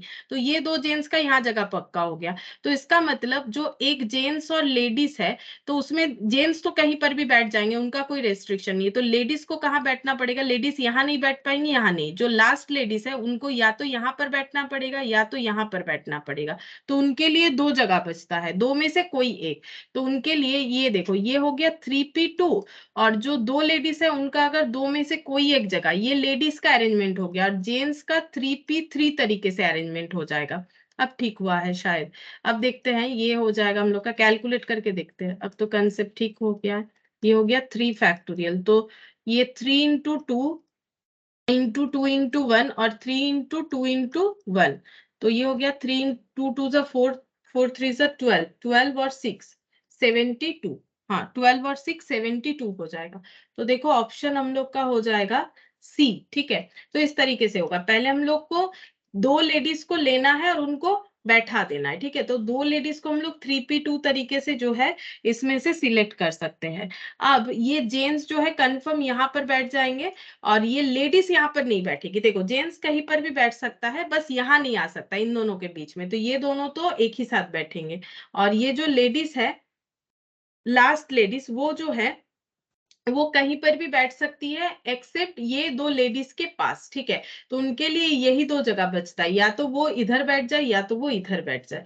तो इसका मतलब इनके लिए 2 जगह बचेगा, तो ये हो गया। बाकी एक जो लेडीज है उनका अरेंजमेंट, ये बाकी 2 लेडीज का अरेंजमेंट, और ये हो गया जेंट्स का। तो जेंट्स कहीं पर भी बैठ सकते हैं 3p3 तरीके से, ठीक है। तो ये हम लोग का आंसर आ रहा है 72। अच्छा, और एक सर्कुलर परमुटेशन का एक ही क्वेश्चन यहाँ पर बाकी है, ये देखो 21, ठीक है। क्वेश्चन नंबर 21, यहाँ पर क्या बोला है, बोल रहा है कि 5% are sitting in a round table in such a way that tallest person is always on the right side of the shortest person. अब टॉलेस्ट जो है right side of the shortest हो जाएगा, तो n कितना है 5, ठीक है। अब इसमें टॉलेस्ट और शॉर्टेस्ट का रेस्ट्रिक्शन है, ठीक है। तो बोल रहा है टॉलेस्ट जो है वो हमेशा right side of the shortest person. तो शॉर्टेस्ट पर्सन के राइट साइड में टॉलेस्ट पर्सन जाएंगे, तो शॉर्टेस्ट इनका राइट साइड अगर ऐसे, ठीक है। तो ये हो गया शॉर्टेस्ट कॉमा टॉलेस्ट। अब ये दोनों को मिला के हमें 1 मानना है, और ये 3 हो गया, तो टोटल 4। और हम लोग को पता है सर्कुलर परमुटेशन में एक कम हो जाएगा, तो 4 - 1 फैक्टोरियल मतलब 3 फैक्टोरियल, यानी कि 6 हो जाएगा, ठीक है। अब देखो ये अपने अंदर इंटरचेंज नहीं कर सकता है, क्यों? क्योंकि शॉर्टेस्ट और टॉलेस्ट का क्या बोला है, जहां पर शॉर्टेस्ट बैठेगा, अगर मान लो शॉर्टेस्ट बैठ रहा है यहाँ पर, ठीक है, तो ये इसका राइट है। अब क्या बोला है देखो, shortest person is tallest person is always on the right side of the shortest. तो शॉर्टेस्ट का राइट इधर है, तो टॉलेस्ट इधर ही होगा, टॉलेस्ट इधर नहीं आएगा अगर शॉर्टेस्ट यहाँ बैठ रहा है, मतलब इनका पोजीशन ऐसे रहेगा, ठीक है, अगर यहाँ शॉर्टेस्ट बैठ रहा है। और अगर मान लो शॉर्टेस्ट यहाँ बैठा है, तो ये राइट साइड है, तो यहाँ टॉलेस्ट होगा, यहाँ टॉलेस्ट कभी नहीं होगा, मतलब इस बात पे भी रेस्ट्रिक्शन है, ये अपने अंदर इंटरचेंज नहीं कर सकते। तो बस 4 - 1 मतलब 3 फैक्टोरियल, यानी 6 तरीके से ये अपना अरेंजमेंट जो है कंप्लीट कर सकते हैं, ठीक है। तो ये हो गया हम लोगों का एक्सरसाइज 5B जो है ये कंप्लीट हो गया, ठीक है, इसमें और कुछ हम लोगों का बाकी नहीं है। अच्छा, यहाँ हम लोगों को कुछ बोला था क्या सर्कुलर परमुटेशन का, हम एक बार चेक कर लेते, जो एग्जाम्पल्स हम लोगों ने किया था, परमुटेशन विथ रेस्ट्रिक्शन नहीं, ड्रॉट वाला ये हो गया था, ये सब हो गया था हम लोगों का।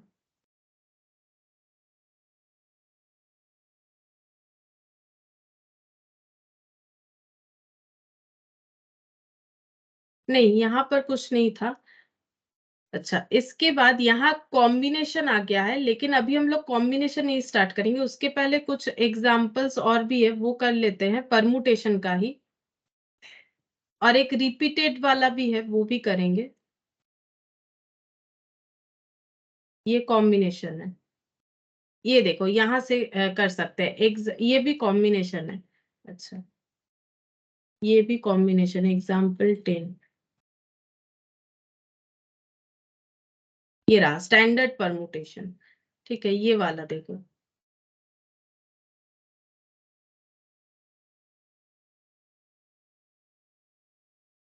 एग्जाम्पल 1 से, ठीक है, ये यहाँ पर बोला है standard permutation, how many different permutations are possible from the letter of the word calculus. देखो एग्जाम्पल 1, तो इसके लिए पहले हम लोग समझ लेते हैं ये क्या बोल रहा है। जैसे मान लो अगर हम लोग के पास ऐसा कोई वर्ड है, जैसे मान लो TEE, ठीक है, कुछ मीनिंग नहीं है, एक बार ऐसे ही ले रहे हैं, ठीक है। तो ये वर्ड को अगर हम लोग अरेंज करेंगे तो कितने तरीके से कर सकते हैं, TEE, ETE, ठीक है, और क्या हो जाएगा ETE, और हो जाएगा EET, बस, और तो कुछ नहीं होगा।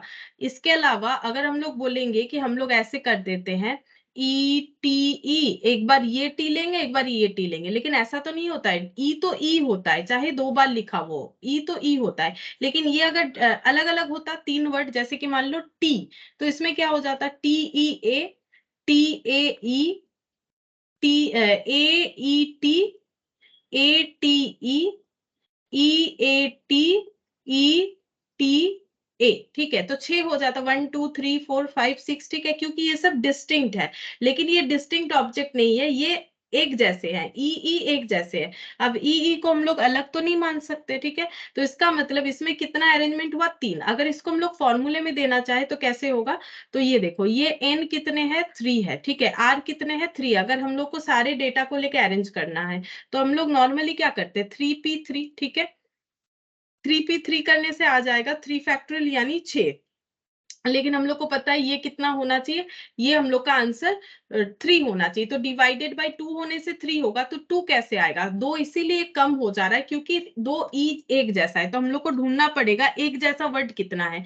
ई 2 बार है तो हम लोग को रिपीटेड से डिवाइड करना पड़ेगा, रिपीटेड नंबर ऑफ जो भी हम लोग के पास लेटर है उससे डिवाइड करना पड़ेगा, तो उतना फैक्टोरियल, ठीक है, उतने का फैक्टोरियल, तो यहाँ पर हो जाएगा हम लोग का आंसर 3। इस तरीके से हम लोग करेंगे। तो देखो कैलकुलस में भी कैसे होगा, यहाँ पर जो एग्जाम्पल दिया था वो कैलकुलस वाला क्वेश्चन दे रखा है, तो यहाँ पर बोला है देखो calculus, how many different permutations are possible from the letter of the word calculus. तो कैलकुलस में देखो क्या क्या है,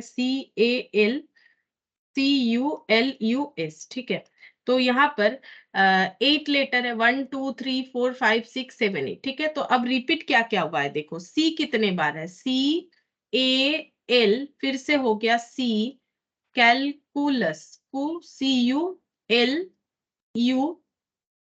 ठीक है, तो सी 2 बार है, ए एक बार है, एल 2 बार है, यू 2 बार है, एस एक बार है, ठीक है, ऐसे करके टोटल 8 जो है लेटर है, तो 8 लेटर को 8 पे 8 तरीके से कर सकते हैं, लेकिन अगर हम लोगों का रिपीटेशन है तो उसको डिवाइडेड बाय उतने फैक्टोरियल से डिवाइड करना पड़ेगा, तो ये देखो 2 फैक्टोरियल मल्टीप्लाइड, अगर एक्स्ट्रा है, जैसे यहाँ पर मैंने सिर्फ एक ही बार दिखाया तो 2 फैक्टोरियल, क्योंकि 2 रिपीटेशन था, तो इसके बाद फिर से 2 और 2 रिपीटेशन है, तो 2 फैक्टोरियल इंटू 2 फैक्टोरियल, अगर 2 की जगह 3 होगा तो 3 फैक्टोरियल हो जाएगा, 8p8 मतलब 8 फैक्टोरियल, 2 इंटू 2 इंटू 2 मतलब 8 हो गया, तो 8 फैक्टोरियल यहाँ पर कितना हो जाएगा, 8 into 7 into 6 into 5 into 4 into 3 into 2 divided by 8, तो ये हो गया 5040। देखते हैं आंसर कितना है, 5040 है कि नहीं।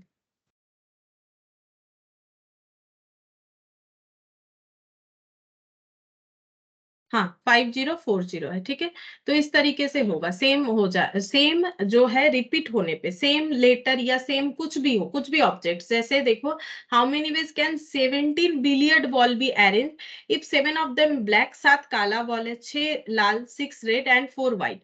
तो ये देखो ये कलर के हिसाब से एक जैसा है, ठीक है, जैसे ये लेटर के हिसाब से एक जैसा है, ये कलर के हिसाब से है। तो क्या क्या बोला है यहाँ पर देखो, एग्जाम्पल 2 यहाँ पर बोला है बिलियर्ड बॉल में 7 ब्लैक है, तो 7 ब्लैक, तो काला बॉल एक ही जैसा देखने में होगा, उसमें कैसे हम लोग पहचानेंगे कि कौन सा क्या है, जैसे ई तो ई है, ये अलग ई, ये अलग ई, ऐसे तो नहीं बोल सकते। बिलियर्ड बॉल एक ही जैसा देखने में, ब्लैक कलर का 7 बॉल है तो वो एक ही जैसा देखने में होगा, मतलब अलाइक जिसे बोलते हैं, एक ही जैसा। 7 रेड बॉल है और व्हाइट बॉल है हम लोग का 4 व्हाइट बॉल है, ठीक है।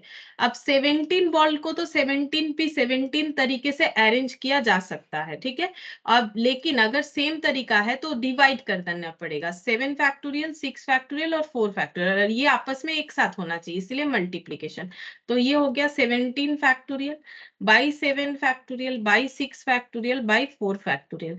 अब देखते हैं आंसर शायद इसी तरह से दिया। अच्छा, इसको सॉल्व किया है तो हम लोग भी सॉल्व करके देख सकते हैं। तो यहाँ पर हो जाएगा 17 इंटू 16 इंटू 15 इंटू 14 13 12 11 10 9 8, ठीक है। 7 से कैंसिल आउट हो गया, 7 कैंसिल आउट हो गया, 8 तक किया मैंने, फिर ये 7 अगर कैंसिल आउट हो गया, बचा है 6 और 4, 4 मतलब डिवाइडेड बाय 24 कर लेते हैं, जो भी आंसर आया। 6 का मतलब डिवाइडेड बाय 720 कर लेते हैं, तो 4040 यहाँ पे लिखते 40 84080, चेक करते 40 84080, ठीक है। ये हो गया 40 84080। तो अगर सॉल्व करना है तो इस तरीके से सॉल्व करके हम लोग देख सकते, ठीक है। अच्छा, यहाँ पर हम लोग का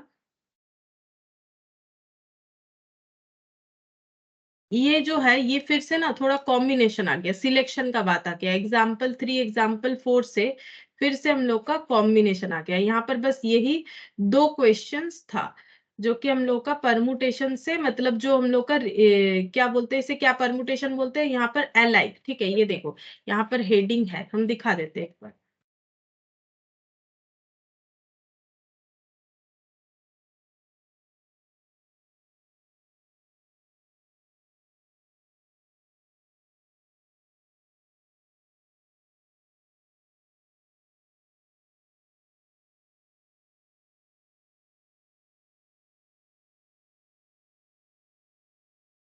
इस टॉपिक का नाम ये देखो, permutation when some of things are alike taken all at a time, मतलब एक ही जैसा अगर कुछ है जिसको लेके हम लोग काम कर रहे हैं तो इस तरह से होगा, ठीक है। वही चीज बताए, तो उस पे हम लोगों ने देखा। अब देखो इस पे हम लोग का कुछ क्वेश्चन है, हम बताते कहाँ पर है, तुम लोग एक बार प्रैक्टिस करना, अगर कर सकते हो तो। ये देखो एक्सरसाइज 5C में तो सारा का सारा कॉम्बिनेशन ही है। एक्सरसाइज 5D में क्वेश्चन नंबर 1, क्वेश्चन नंबर 2, 1 और 2, ये 2 क्वेश्चन जो है अभी लास्ट का जो टॉपिक हम लोगों ने किया ना उससे मिलता जुलता है, मतलब सेम वही है, क्वेश्चन नंबर 1 और क्वेश्चन नंबर 2, ये होमवर्क कर सकते हो, ठीक है।